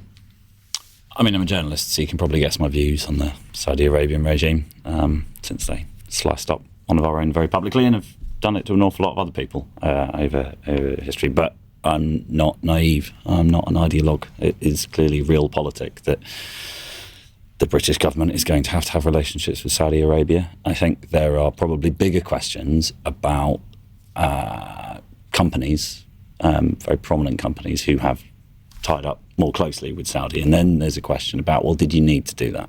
Was that absolutely the right thing to do when a week later you're touting around your ESG credentials to the city and talking about how you're all about giving Gen Z the chance in the workplace and social mobility and whatever else it might be that week?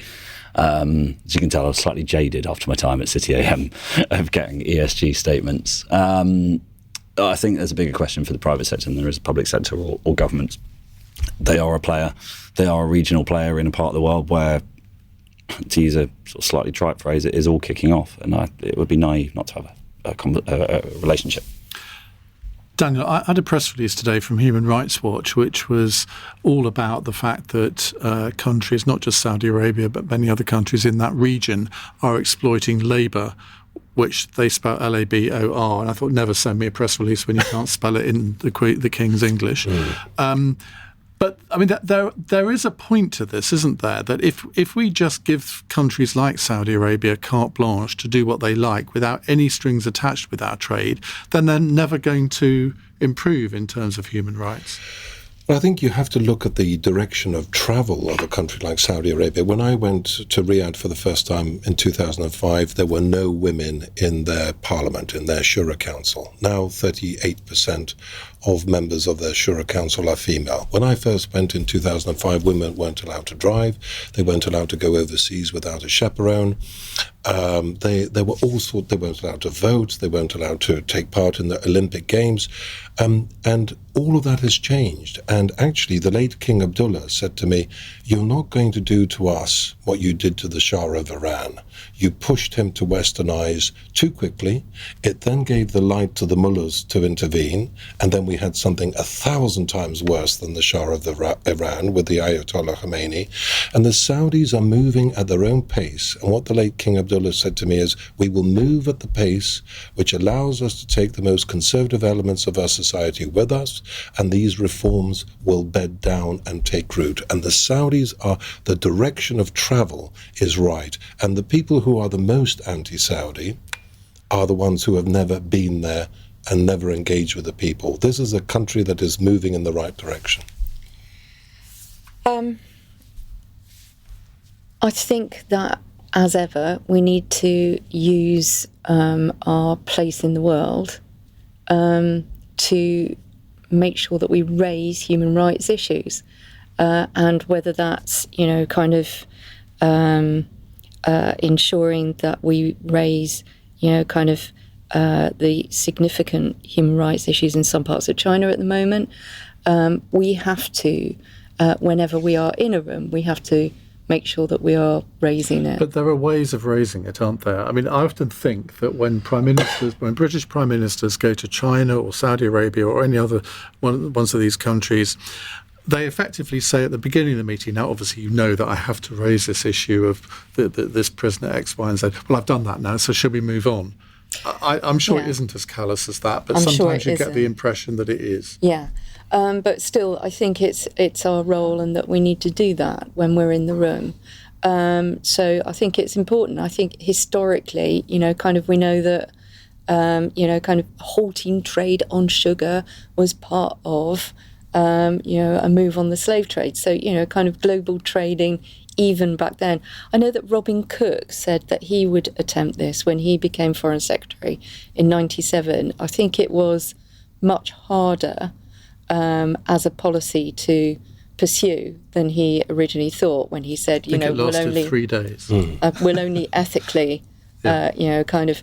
I think it is a very hard thing to do, but nonetheless, I think we should try. Okay.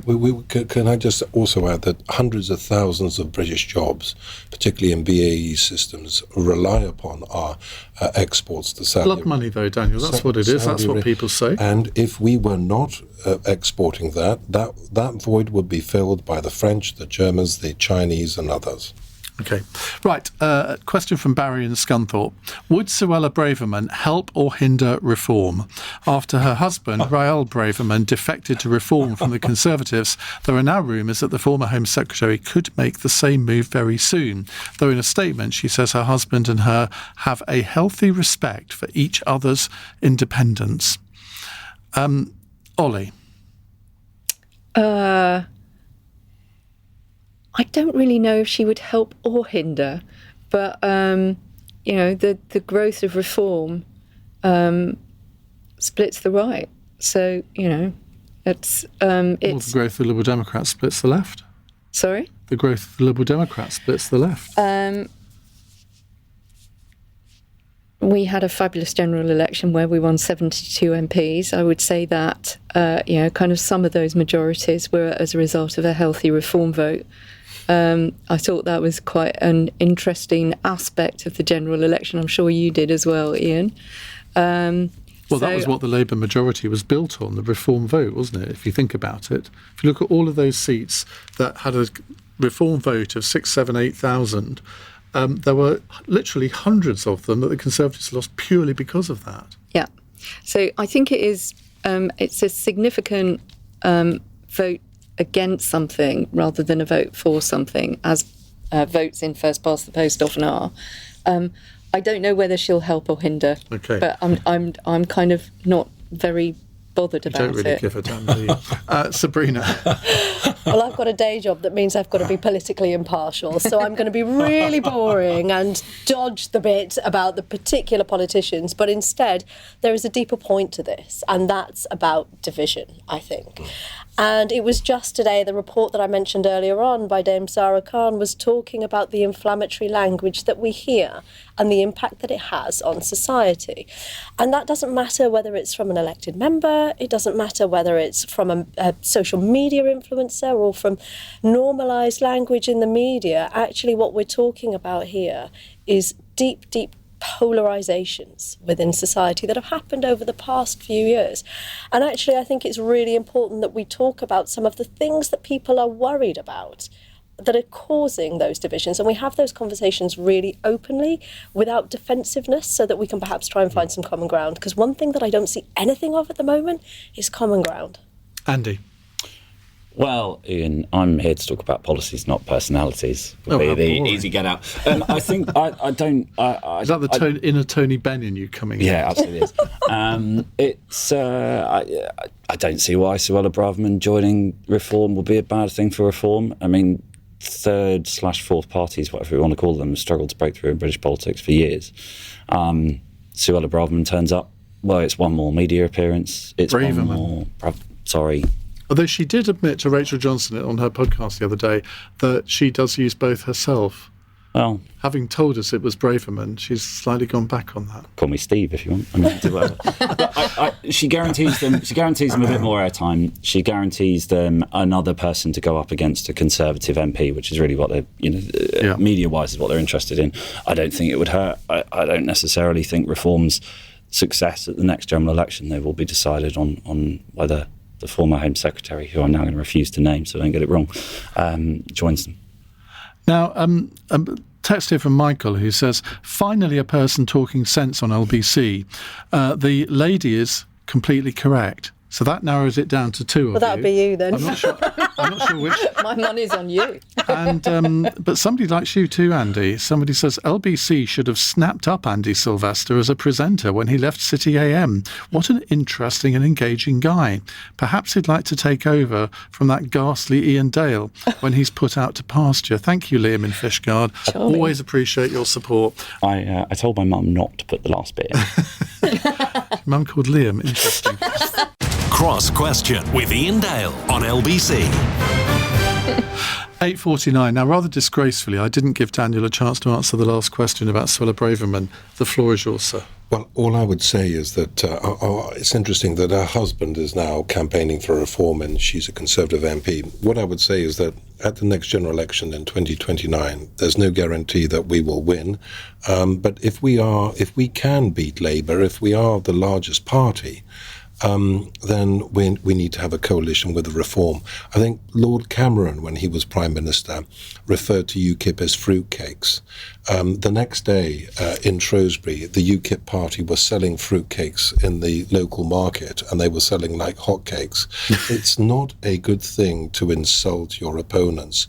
And the right actually does need, if we're going to get rid of Sir Keir from number 10, we've got to have much more cooperation and collaboration with reform. But you love insulting the Liberal Democrats, so why wouldn't you insult reform? They are political opponents. The Lib Dems are ideologically... Like the French. Lib Dems are ideologically totally opposite of the Conservatives, and they are great opponents to have.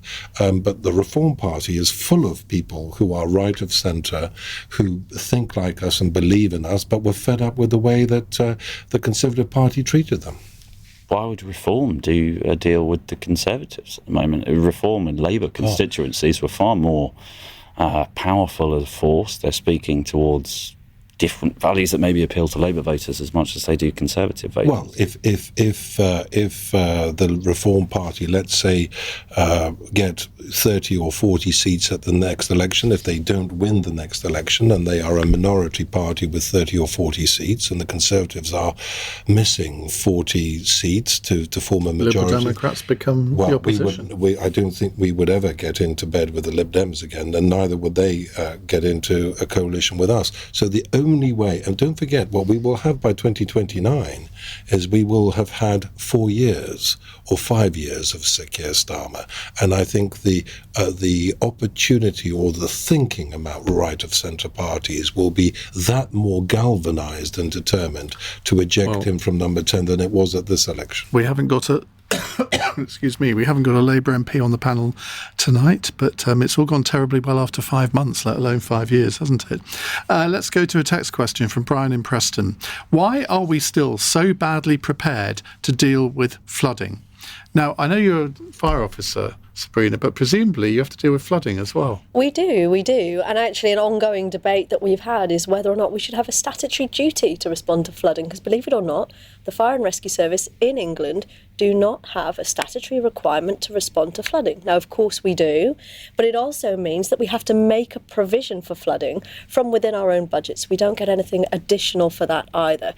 So, I mean, it's a very, very fair point. And especially when we see climate change having an impact, we're seeing more and more flooding happening. It's becoming more and more severe. Budgets are shrinking in fire and rescue services and policing. So actually, it's a very, very fair point. You have people who are highly trained, highly skilled, and ready to respond, but we need to be resourced to do it. We can't do it on goodwill alone. But why are we so badly prepared to deal with it? I mean, it's not obviously not down to the fire service.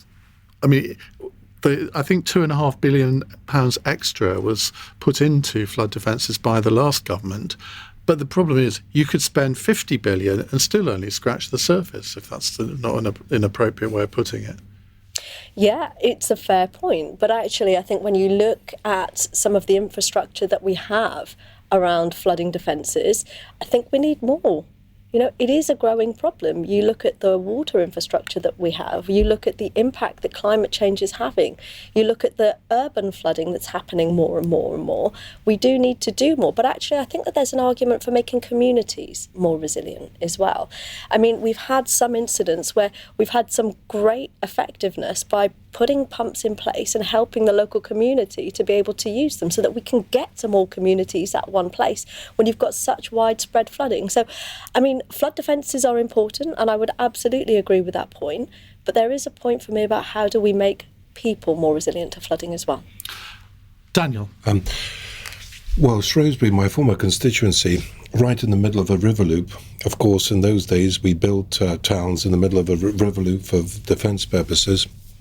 Very counterintuitive now, and we ended up flooding every single year. This was our single biggest problem, and the misery and chaos that it caused and the damage to business was absolutely palpable. And the proudest thing that I did as a Member of Parliament is, from a perspective of interdependence, we created a caucus of all 48 members of Parliament who have the River Severn flowing through their constituencies, Britain's longest river. And rather than just putting flood defences, which protect small areas of your own constituency and then push the problem further downstream to let other people deal with that problem, we wanted to look at it holistically. And now that we're out of the European Union, another benefit is that for the first time we don't need to comply with the Common Agricultural Policy, and we can pay farmers upstream to hold on to water.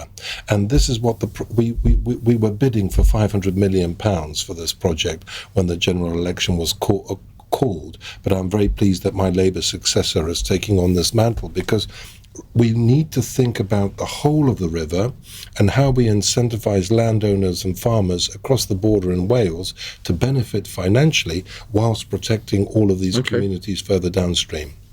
Ollie and Andy, if you can answer briefly, we've got a really good next question, which I want to try and fit in if we can. So my understanding is that budgets in this area have reduced. They've gone up.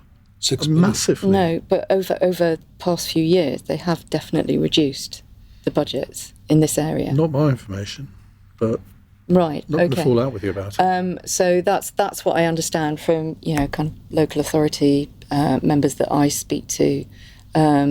And so, there has been a reduction in defence, in the defences of, kind of against flooding.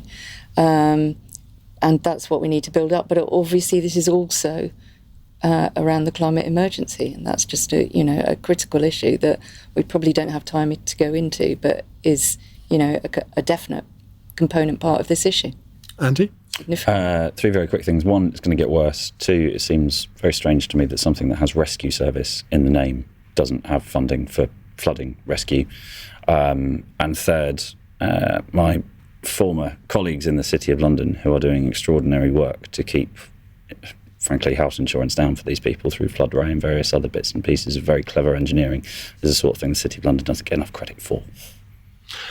Interesting. I was reading, was it this morning or yesterday, about Tenbury Wells in Gloucestershire, I think it is, where the whole high street is going to basically cease to function because every year it's flooded and they can't get insurance. And the costs of running their businesses are now such that Tenbury Wells is not going to have a high street. And this sort of thing, I think, is going to increase massively.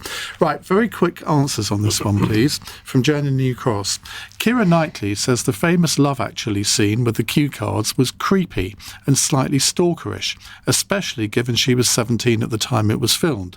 Should Love Actually really be a Christmas staple family film, or does it set an alarming trend that kind of behaviour is okay? God save us from questions like this. Sabrina? I actually really like Love Actually. So I'm good with Love Actually, but if my husband's best friend was really mean to me all the time and then knocked on my door and held up a sign basically declaring their undying love and then asking me not to tell my husband, I would feel slightly uncomfortable with that, and I think maybe he should have a word with himself. But I wouldn't ban Love Actually for No, quite. It is just a film, but there is a broader context of an interview recently with Keira Knightley, which I think this has been pulled out of, and it is about the experience of being a young woman in this industry. And I think that kind of wider, point that she is making, I think we should listen to.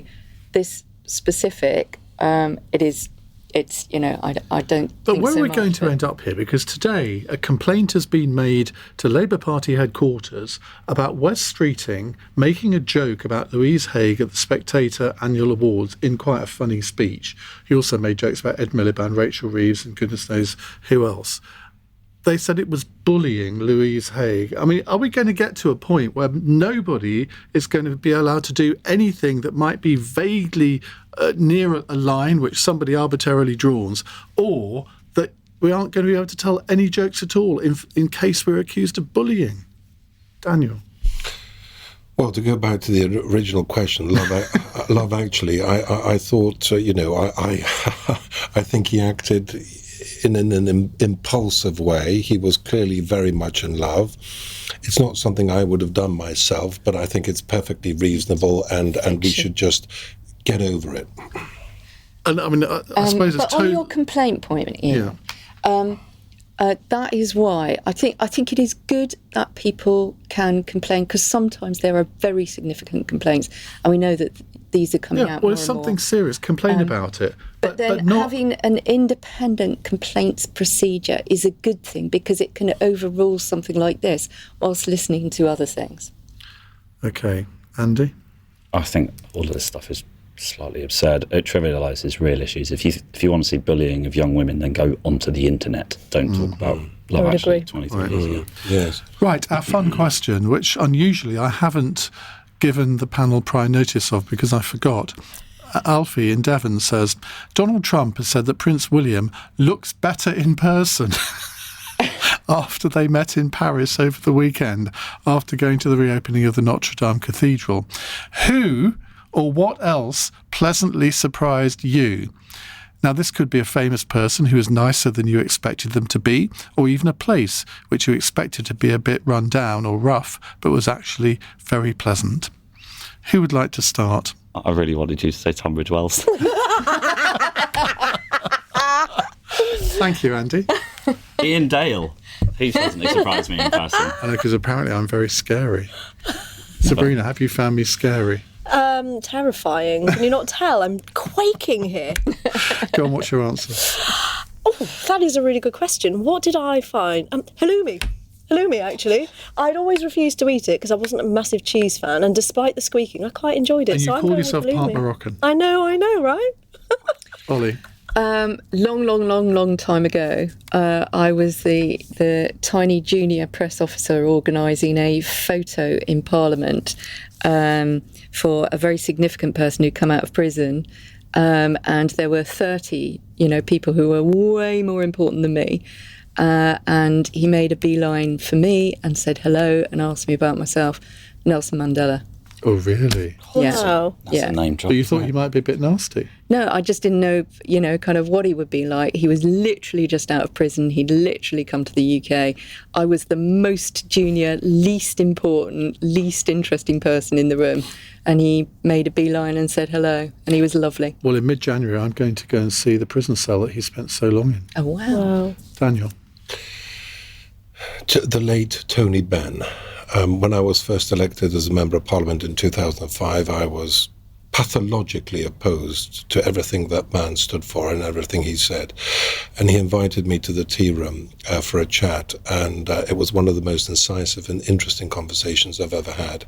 He said there were two types of politicians, weathercocks and signposts, and he is very much a signpost. And I think that, he demonstrated the ability to push an agenda and a sort of ideology without being overtly rude and aggressive. And that's a lesson for modern-day politicians. I interviewed Tony Benn a few months before he died, and he's the only person that I've ever interviewed who fell asleep during the middle of the interview, which I hope doesn't happen in the next hour on LBC.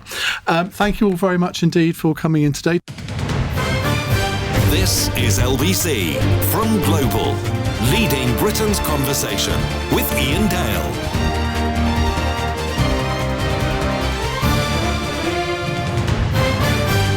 6 Hello, to a very 11 good evening. It's before 6 the minutes war. past 9 on LBC. I want to continue our conversation from the 7 o'clock hour on Syria because I think, like many people, I feel I don't know enough about Syria. I know the basics, but do I know much about its history, why it was formed? I know when it was formed. Do I know a lot about Bashar al-Assad? Well, I didn't until about 18 months ago when I started editing a book called The Dictators, and there was a chapter on him in that book, and it's written by the former Conservative MP Brooks Newmark, who's joining us for this hour. Brooks, welcome. Thank you. We'll come on to you onto your writings because there was a particular reason why you wrote that chapter, because you actually met Assad on a couple of occasions. So we'll talk about 9 that. times. 9 times? 9 times. I met him 9 times over a period of 5 years. Wow. Including after the Civil War started, to try to get him to back off. And I failed. Well, we will hear more about that in a moment. And we'll also be talking to Afra Hasham, who's a Syrian human rights campaigner, who's part of the international organisation, the Syria Campaign. Afra, thank you very much indeed for joining us for this hour. Now, just tell us about what you do and why you do it. Yeah, I'm Afra Hashim. I'm a human rights defender and survivor of war, siege in Aleppo. In late 2016, I was forcibly disappeared out of my city and moved to Idlib, and then in 2020 came here. Since then, I used to be a teacher, working in field school that I opened during war. Since I arrived to UK, I started to work in campaigning as a human rights activist, sharing my story as a mother of 3 children, survived from war, and also as Syrian activist, female activist, shed light on the women experience in Syria and why we are fighting, what we are fighting for. And what are you fighting for? For social justice, freedom and dignity. So when you saw on your television the events happening in Syria over the weekend, I'm trying to put myself in your place and trying to think what emotions would have been going through my head. Just take us through your emotions. Yeah. In the beginning, I didn't expect that will be happen, especially because I left the siege and then there was a battle between the Free Syrian Army and the Syrian regime to open the roads and break the siege.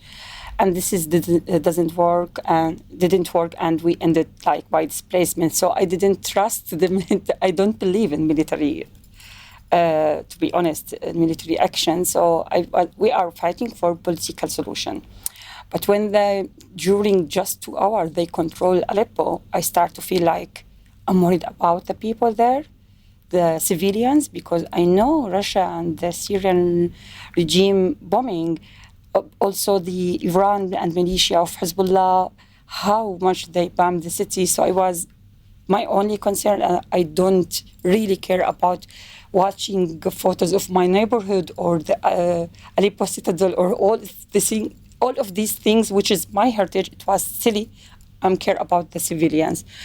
When the first attack happened to the 2 hospitals in Aleppo and 3 hospitals in Idlib, I was really mad of what should we do as activists to protect the people, because we know we survived these bombs, this kind of bombing before, and we know the people needs now.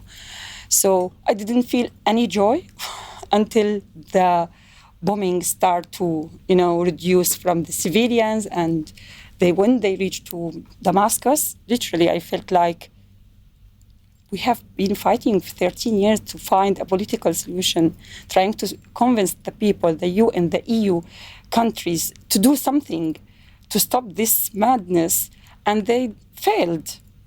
So suddenly you feel like 13 years, but we did it.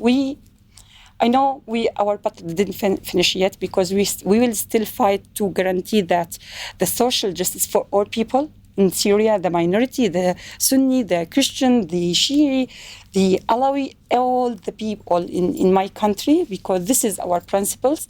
But we give message to every dictator that you can't do your violations and escape, and not because the UN did nothing to stop you, that means that you can repeat these crimes over and over again and encourage the other dictatorship to do the same, because you can buy chemical weapon, different kind of weapon, and no one will stop you. And yet Russia will support you, Iran, every country. So I was like, it is a message to every dictator, you can't escape by your violation. Brooks Newmark, as you said, you met Bashar al-Assad on 9 different occasions. How did that all start? Yes, actually, a good question. How did it? Oh, yes, I remember now. Yes, so it started actually in 2006 when the Israelis took on Hezbollah in the 2006 war, and I just decided to go over. I'd never been there, to Lebanon to see what was going on, and so I looked at a map. And I couldn't get into Beirut airport, so I looked at a map and I realized Damascus was 2 hours away. So I contacted the Syrian embassy and I said, hey, I'm a British MP. Do you mind if I come via Damascus and go to Beirut? And I went there and he introduced me to about 12 different ministers. I did meet with Bashar. Can I just move that, please? Bashar. And I was very impressed. It was not what I expected. And I had a very positive feeling when I went to Syria. And I thought, gosh, we should be engaging with Syria more. And, they talk the talk about democracy. Bashar seems a young, modern leader. His wife is English. He seemed a modern leader. So I came back and I wrote an article, which was a play on Condoleezza Rice's comment, which is Syria part of the solution, not part of the problem. And I talked about the importance of delinking Syria away from Iran, and that the West should engage with him more to do that if he really is on this democratic path. And so I would say this was my first Damascene conversion. I did have a second one in 2011. But I then wrote this article, and then I got a call 2 weeks later from the embassy saying, can you come and see me? It was the ambassador. I want to hear about your trip. And so he called me in and he said, oh, by the way, the president read your article, which I'm sure he didn't. But, he would like to meet with you. When can you meet with him? So I spoke to William Hague, who is, I think, Shadow Foreign Secretary at the time. And I said, can I go over? He said, sure, we're in opposition. Go and do what you want. So I sort of did. And I sort of got on a plane and wondered, what the hell am I going to say to this guy? And I sort of had a mental map of the Middle East in my head. And I thought, if I'm short a conversation. But I sort of arrived. I met him at his house. It was just him and me, spoke impeccable English. And we started talking, and we ended up talking for about 3 hours. And he said to me at the end of the meeting, and it was just literally just him and me. There was nobody else in the room. He said, can you come back? I've enjoyed this. And so I ended up going back and forth about twice a year to Syria to talk to him about. But with what objective? Well, then I probably two objectives. One was more of a global objective, was to delink him away from Iran, to say that if he was going down this democratic path, and the importance of civil society and everything, then I wanted to keep engaging with them. I felt that was really important, to keep engaging and to be positive, because nobody else was, or very few people were at the time. And I think the second thing was that I wanted to somehow take the tension out of the relationship between Israel and Syria, because I thought that if there could be some form of peace, rather than a sort of semi-cold war between Israel and Syria, it would benefit both parties. And so it was sort of a dual agenda, really. And so at that point, you felt that your dialogue with him was constructive? Yeah. You didn't feel that you had sort of Stockholm syndrome? I with the benefit of hindsight, clearly I had Stockholm syndrome, because, I very much believed I was making progress. But mind you, I think I was in good company, because I think probably Tony Blair did, and I think probably John Kerry did. I think a lot of people far more important than me. Because when you see interviews with him, I mean, he would often come across as quite a perfectly reasonable human being. Very plausible, soft-spoken. But was that because, I mean, John Simpson, the BBC World Affairs editor, got into a bit of trouble on Twitter yesterday when he described him as a weak man, but not an evil man, and by which I guess he meant that his evil deeds happened because he was too weak to stand up to other people in his regime. Yeah, but I think more importantly, which I think I might have talked about in the chapter I wrote in your book, or certainly in the book I've started on him about 5-6 years ago now, called Tea with a Tyrant, which now I need to brush the dust off and get going on it, was Bashar was not the heir apparent. So your listeners should know that. He had an older brother who then was killed in a car accident, and so Bashar, who was an ophthalmologist in London at the time, sort of had to go back to Syria, and he was a weak person. He wasn't a macho guy like Basil, his older brother, or crazy like Maher, his younger brother. He was softly spoken, but he was weak. And I think this is the thing there. One of the points I make, I think, in your book, is the only thing worse than a strong dictator is a weak dictator, is the sort of the expression that I use. And the fundamental problem with Bashar was he was a weak person.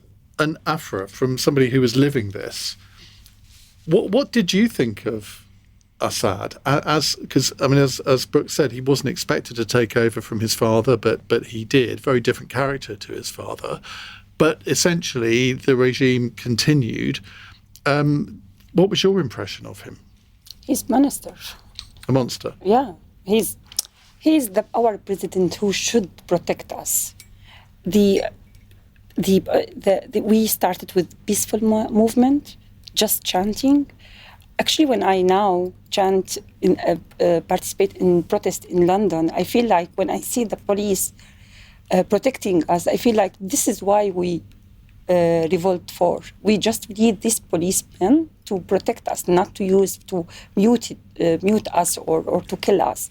So in the beginning, use the weapon, and then use the bombing, and then the chemical weapon, different kinds. But Afra, I want to go back to when the time when I met him, which was, soon after he first became president, when he talked about democracy and openness, and his wife was sort of being a mini Princess Diana, doing good things in local communities and stuff. But at the beginning, did you or did other people think, yes, maybe he will be different than his father? For me, I raised in opposition family. We don't believe on this family at all, because we witness in Aleppo, for example, 80s like massacres in Aleppo and Hamas. So we know the family history, but we thought maybe because he was educated, maybe because was prepared like Basil, as you mentioned, to lead this, to be exactly like copy his father. Maybe he will be better, but it was like fake, just like, I am the well-educated, graduated from the UK, so I'm the bright side of my family, but it was puppet in the beginning, the same regime. And even now, our problem is not just with the Al-Assad family, with all the regime system. So we need to fight also all these bad people who was controlling the MPs, everything. It's not just Bashar al-Assad, but the Al-Assad family controlled the country, our country, in very bad way. Steal our treasure, our heritage. So and the worst thing that it's when he started to prepare his son, Hafiz, the junior Hafiz, to rule our country in the coming future, we felt like, oh my God, that will maybe last another 50 years. So that's enough. Okay. Right, we've talked about the past in Syria. We're now going to concentrate on the future. What should we hope for Syria? So we'll talk a little bit to Brooks and Afra about that, and then we'll come to your calls. So if you'd like to give your opinion, I particularly want to hear from people from Syria with Syrian heritage, because in a sense, I think that the key to the future of Syria is partly in your hands. And I know from speaking to people over the last 24 hours who are from Syria, and virtually every single one of them wants an excuse to go back. And I think that there's a feeling among certain people in this country that, oh, well, of course, as soon as people come to this country, they'll want to stay for the rest of their lives. Well, I can understand that. I mean, I'm trying to put myself in the position of somebody like you who has effectively had to leave their own country. Change happens, and then you kind of want to go and help the rebuilding process. I mean, we'll talk about that in a moment, Afra, but there'll be lots of people listening to this programme who are from Syria originally, maybe have got very used to a lovely life in this country and contributing a lot to it. But it's a sort of romantic notion, isn't it, to go back and help your country rebuild? I would have thought so, but I may be wrong. Iain Dale on LBC. 9:23 on LBC. We're talking about the future for Syria after the momentous events of the weekend. Afra Hashem is with us, Syrian human rights campaigner who's part of the international organisation, the Syria Campaign, and Brooks Newmark, the former Conservative MP who's met with Bashar al-Assad on 9 occasions, he tells us, during visits to Syria. Before the Civil War, I would add. Before the Civil War. Thank you. But let's we want to come to your calls in a moment. 0345 6060 973. What are your hopes for Syria? Do you think that the international community should effectively do what Donald Trump has suggested and let Syria sort itself out, or do you think that there is a role for the international community to play here? I'm not sure what I think about this, because until we know what the new Syrian government is going to look like, until we know whether we call them rebels, but I mean they've got a fairly checkered terroristic background, until we know that they are going to have some sort of normality to a new regime, I don't see how countries like Britain, France, Germany, America, whatever, can actually say, well, we are going to support you, and here are billions of dollars and pounds and euros to help you get back on your feet. I'm not sure that would be the right thing to do at this moment. But before we get on to that, Brooks, tell us a little bit more about sort of when you saw the light on Assad, sure, and what the reaction was when you went public on that. Yeah, so about 11 weeks, I think, into the war, I got this call from the embassy. Syrian embassy said the president would like to meet with you. At this stage, we're in government, Conservatives, and I was a government whip. And so I had to get permission again from William Hague, who's now Foreign Secretary. So I sort of went over there. I had like a 5-point peace plan, which I was to discuss with him. So I sort of went over there, and we sort of, we spent another 3 hours with him. I mean, he's always seemed to be long. And we went over this thing of cessation of violence, political reform, release political prisoners, allowing humanitarian agencies, and allow freedom of the press, with the sort of 5 key points. We sort of had this agreement that to do all this, and then he then suddenly wanted to get a discussion about Maher, and Maher, if you remember, was a cause, I think, of a lot of his problems as well, because he couldn't control his brother, who is part of the sort of security apparatus. And he was responsible, I think, for triggering this, because he ended up. There was a young boy in Deraa who urinated on a poster of Bashar, and he was sort of taken in, beaten up, and killed. And this triggered this whole civil war. So he ended up.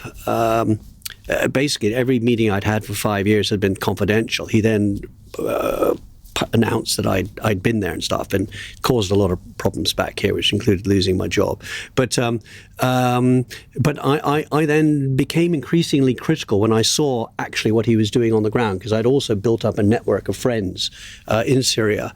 And I became very outspoken against him suddenly, and I became his harshest critic. And in Parliament, and early on, called for the only way to stop the barrel bombs was to bomb all his air bases. And so he took this very personally. He thought I'd betrayed him, in a weird way.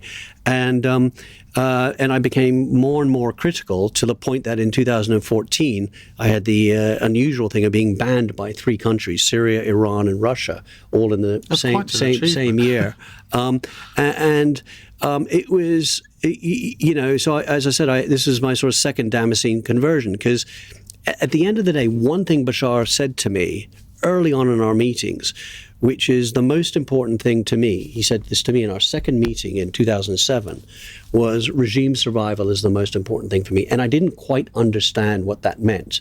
And I think we saw when the civil war started in Syria what that meant, which is that I'm prepared to kill 500,000 of my own people in order to survive. And, there was a lot of focus on what ISIS was doing. And yes, ISIS would boast about what they did, but actually they were responsible for less than 2% of the deaths in Syria. Bashar Assad was responsible for 96% of the civilian deaths, with barrel bombs, with gassing them and everything. And the West was obsessed with ISIS. But ISIS were tiny. Yes, they publicized it. But to go back to your broader question is, what next?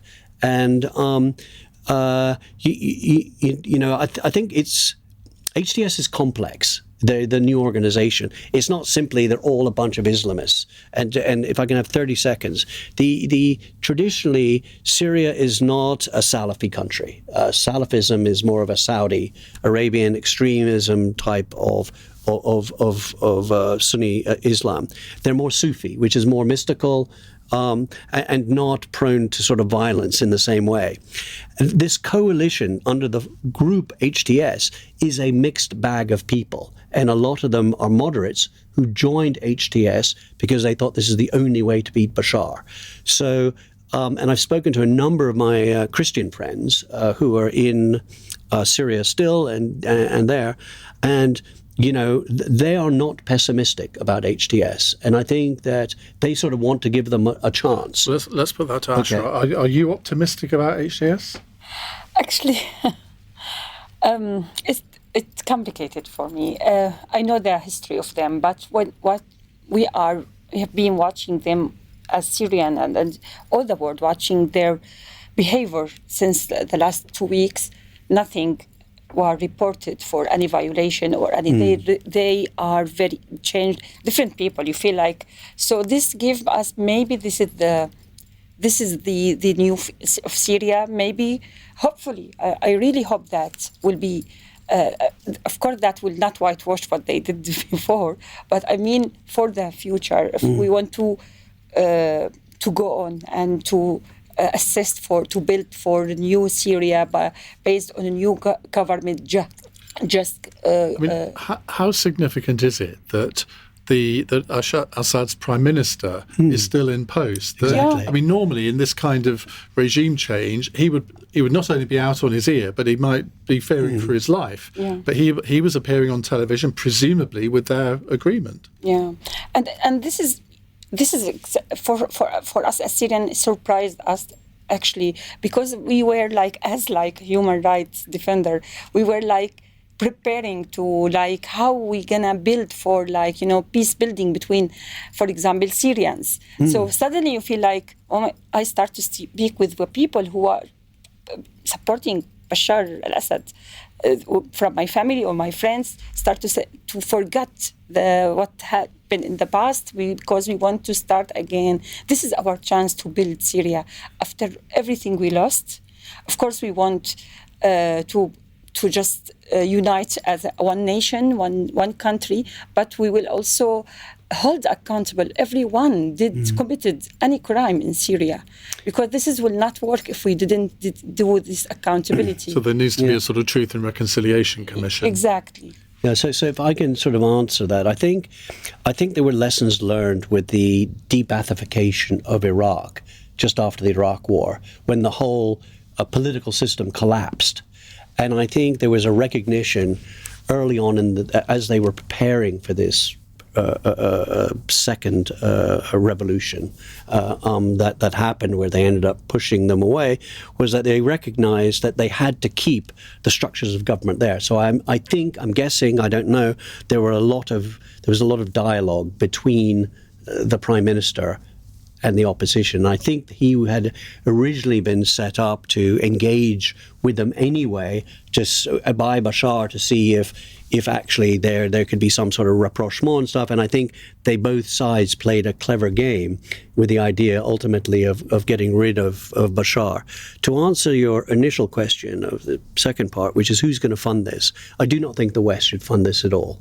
I think this is a Syria problem, and I think we should leave Syria to get on and solve their own problems. Every time the West get involved, we screw things up. So just a second. Libya is a good counter to that. No, it's not. Libya is a complete mess. I disagree. Libya is a complete basket case.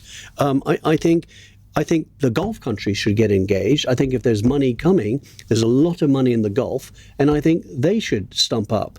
I do not think it is, I really think every time we think that we know what we know, we don't know anything when it comes to the Middle East.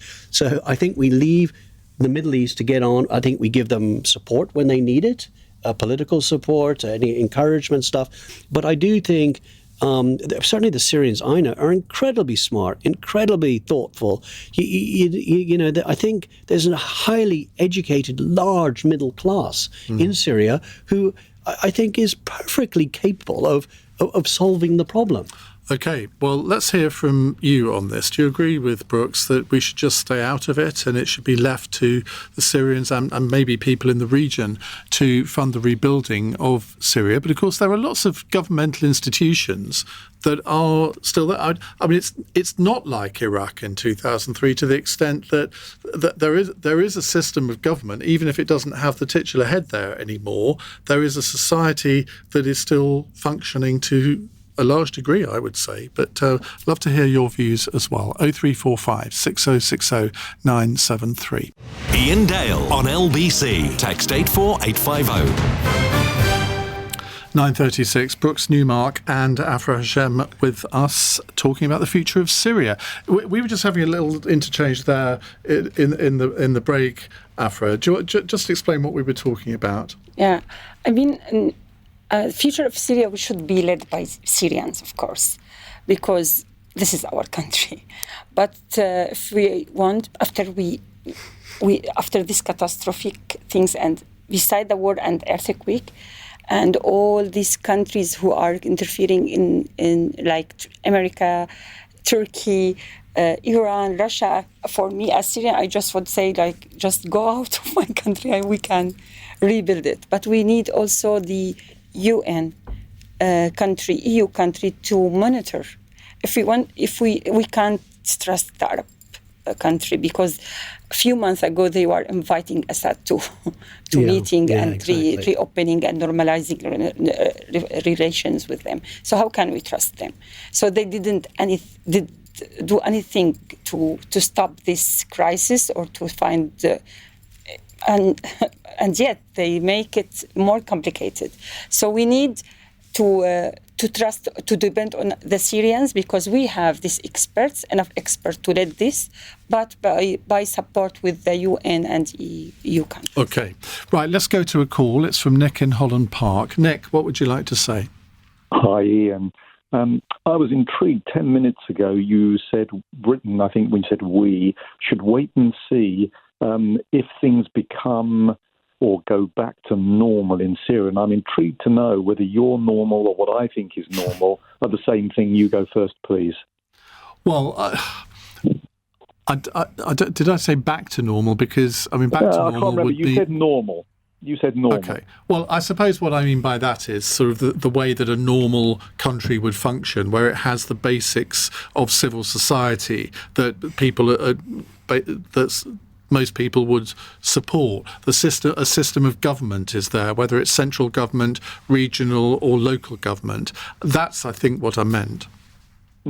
Well, what I think of normal for the Middle East, I think what is normal in the Middle East and Near East, normal means basically despot or dictatorship, either entirely or mostly influenced by Islam, no democracy, no liberalization. And if that's how it turns out, I think that's probably the best you can hope for, is that the revenge, lust, bloodbath isn't too bad. That's what I think. Okay. And I think we should not only butt out, but do absolutely nothing. No checks, no bullets, no advice, absolutely nothing. Yeah, I mean, I'm going to say, having spent, and obviously I'm not Syrian, but I've spent a lot of time there. I think the Syrians are very different than a lot of the Middle East. They are a highly educated, very middle class, not subject to radical Islam at all. I think what we've seen emerge in the civil war is Islamist groups, who ended up being the best fighters. But that does not mean the vast majority of Syrians would subscribe to that.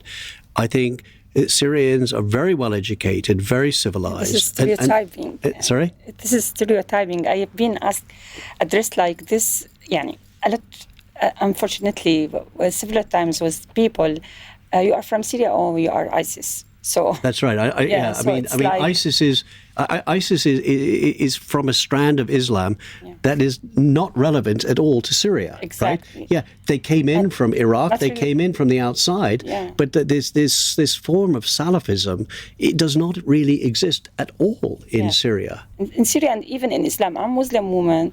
I don't believe that this is the related to religion. They are different from. Doesn't relate to religion or to Syria. So they are just like terrorist group, and we get rid of them in Syria. Majority of Syria, there are just a few like groups in the desert of Syria still fighting there, but the majority of Syria is not ISIS. What does normal look like to you? Normal means like I haven't been in normal life in my Not in your entire life? Yeah. Because, so you can't really judge it? Yeah, because even before the Right, what does paradise look like to you? England. I mean, even before the war, we didn't of course, normal life, like you can work and eat, but you can't express your opinion. You can't participate. So I think when you look at Syria, even under Bashar, before the civil war, civil society generally was functioning, not civil society with a capital C and a capital S. Mm-hmm. So restaurants were open, people could wear what they want, go around what they want. The key points, or the point that Afra is making, is what does civil society mean? It means freedom of the press. It means freedom of expression. It means some form of democracy or more democracy than exists elsewhere or previously. So I think there are certain things that one should have. But actually, if you'd gone to Syria, even under Bashar, it was sort of functioning, open, sort of modern, slightly quasi-Western-ish society. Not like Dubai, obviously, but... even Dubai, do you believe? Because they really like normal people have the freedom of, for example, they don't. Women or there's no freedom there. So I mean the normal for us now as Syrian, to these people, the internally displaced people. I mean, not just the refugee in Europe, and how can they come back to their normal life? Their houses is damaged or totally destroyed. So rehabilitation and life stopping bombing. For today morning, Syria was bombed, but by Israel, for example. So stopping the bombing in general in Syria. No more bombing, no more disappearance, no more, arresting or kidnapping. This is the normal life. Besides, building the new government based on civil just system, state with just constitution built on the human rights. Like we need to guarantee that the future of Syria to be like that, to be like the thing that we fight for. But I mean, I don't know what you know about the leader of HTS, Mr. Jalani. I mean, he seems to, shall we say, been on a little bit of a journey in recent years, because 10 years ago he was seen, as just a terrorist, full stop. Yeah. And yet you look at the pictures on the news last night of him looking very much the modern man, speaking very calmly. Yeah. I mean, let's hope he is the real deal. But do you think Syria needs, I'm not going to say Nelson Mandela type figure, but somebody, a figurehead, who can actually lead its people to a degree of a promised land? Please, we don't want any cigarette. I mean, as Syrians, like, we suffered from one man, like Bashar Assad. There is not just only one man. I can just now name you that, this is the savior, will save our country. No, this is not that. We need to invite the, specialized Syrian, experts who can just sit and discuss together, and we can then vote who will rule our country. So I know that Al-Jolani or Ahmed Sharia, the new name of him, that he's trying to present himself that he's different, and he said that in his last interview with CNN. I've changed since the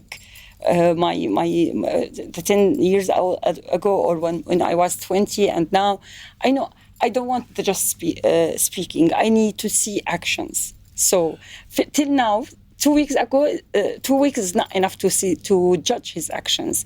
We will wait. When do you think that you'll be in a position to think, I can go back? I mean, I don't necessarily mean permanently, but just to go back for maybe a few weeks or something initially. I'm speaking as a mother, not as activist.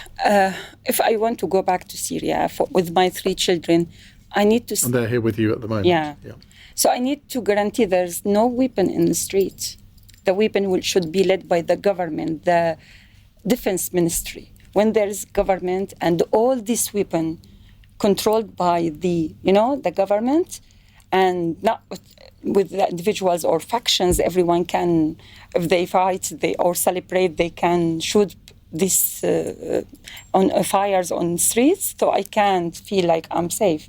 So I will go back when there is a real government controlling the situation and depending on the human rights activists and NGOs working on the ground. Now what we need the UN to support these initiatives and local NGOs to start rehabilitate the situation in Syria.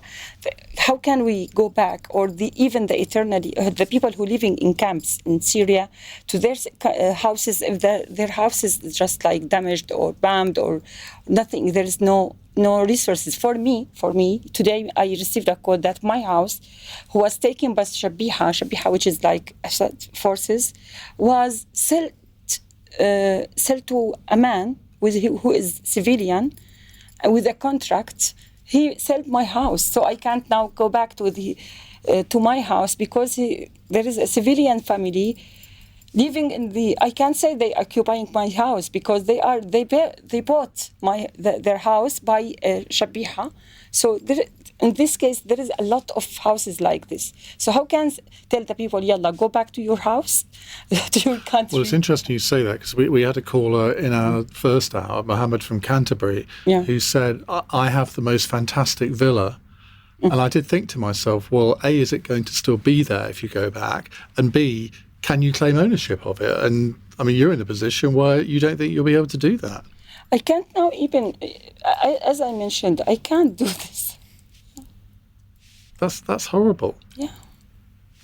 Well, when you do go back, I want you to get in touch with us after you've been there for a week and come on the programme and tell us about your first week back. Because I think whatever your experience is, it's going to be quite memorable, isn't it? Yeah. I can't wait to go back to because I didn't leave my country by my desire. I wanted to go. I was the last people who left Syria, Aleppo. I was in the last field hospital in Aleppo, trying to do what I can to support my community, and then to end in the camps in Idlib, and then to take another journey to Turkey, smuggling to Turkey, and from Turkey to come here. So it is like so many stages of my journey. Of course, I want to go back to Syria, but I don't want to, after all this I came through, to just go and start to try. Maybe. And what if the situation didn't get better? Because we don't know now what the future. We still don't know really. So I'm speaking as person, as a mother. I really want to, because I felt this guilty, mother guilty. And how old were your children when my this daughter? journey She's happened? 11, and so they won't remember anything about Syria. And they have been here for just 4 years. Oh right, okay. So Naya, she is 11, and my two sons, they are 19 and 20, but they remember a lot. And these days brought to them trauma. All they come through the bombing, the threats, everything. So even Naya, she can't stop speaking about Aleppo, about bombing, about nightmares. So yeah, but even when they didn't feel happy when the regime fall down, really? Because they said it's too late. What about our friends that we lost? I think back to the beginning of this hour when I asked you for your reaction, and I could tell that you weren't elated either, that there was a sort of the French word sang-froid, where you just deal with things as they happen. Mm-hmm. And almost the emotional side of it, you can't get emotional about it because any hope might be extinguished very quickly. Yeah, exactly. And after you lose, even if it was very happy, like movie, happy end, but when you think about the people who you lost since this, over 500 person, and till now we are looking for our detainees, beloved one, who are disappeared in the detention. Till now, it said Naya prison, they are looking for the rest of detention. My cousin have been disappeared for more than 11 years. We know nothing about him. So it is very important moment for Syrians to ever just lose their hope about knowing the truth, if their beloved loved one, they are alive or not. And we need, please, we need the EU, the UN to send the investigation committees to go to the prisons in Syria to look for documentation. We need to know the fate of the detainees. Afra, I'm 7 minutes late going to a break, but that's because you've been so moving in what you've said just now. I didn't want to interrupt you, but I've got to go to a break, but we will come back. This is LBC with Iain Dale. Call 0345 6060 973. 9:54. Let's go to Joe in Enniskillen. Hello, Joe. Hello, Ian. How are you? Good, thank you. What would you like to say? I've moved across. I'm worried. What's the situation with the Kurds? Because they sort of ended up as the prison guards for the rest of the world when all the IS people came out after they got expelled. So they've got these big camps with all the IS people that no one wants to take home. They've got Turkey on one side, and they don't like them. So what would be the status of the Kurds with this massive population that they're having to keep under control? It's a good question, isn't it? Because I was looking at a map of Syria, and they had it sort of divided up into the different communities. And the Kurdish area, it was a massive landmass in Syria, isn't it? Yeah, it was in Aleppo, there was two neighborhoods for the Kurdish, and there is Afrin in the countryside. This is in the south, and in the north, and in near to Qamishli, which is north to there is a lot of Kurdish there. The things we used to live together, not like they are land and my lands. We used to live in the same country. I know they suffer a lot by the regime because they can't celebrate their, for example, custom, their eats, their celebrations. Even they wasn't allowed to speak in their language, like Kurdish language. They used to force to study the Arabic language or forbidden. So it was a bit like in Iraq. Yeah. So now. And Turkey. Yeah, in the north of Syria, the Syrian we say like the Kurds and Arab living together. They are neighbors. They used to live in love, and still now they are living, trying to integrate in together with the new society the displaced people who came from Damascus, for example, Homs and Aleppo, my city, with the displacement, and stay in north of Syria. So to integrate with the Kurds. Our problem is not with the Kurds themselves, with the SDF forces. In Aleppo, I lost two of my friends last week who are journalists by the SDF, which is Kurdish forces, shooted them by sniper in Aleppo. So this is I think when we need to find like solution between, it is something military about. I'm not a military person, but it is the same risk of between if HTS or another factions, if there is still weapon without leading by the government, the situation, the problem will last.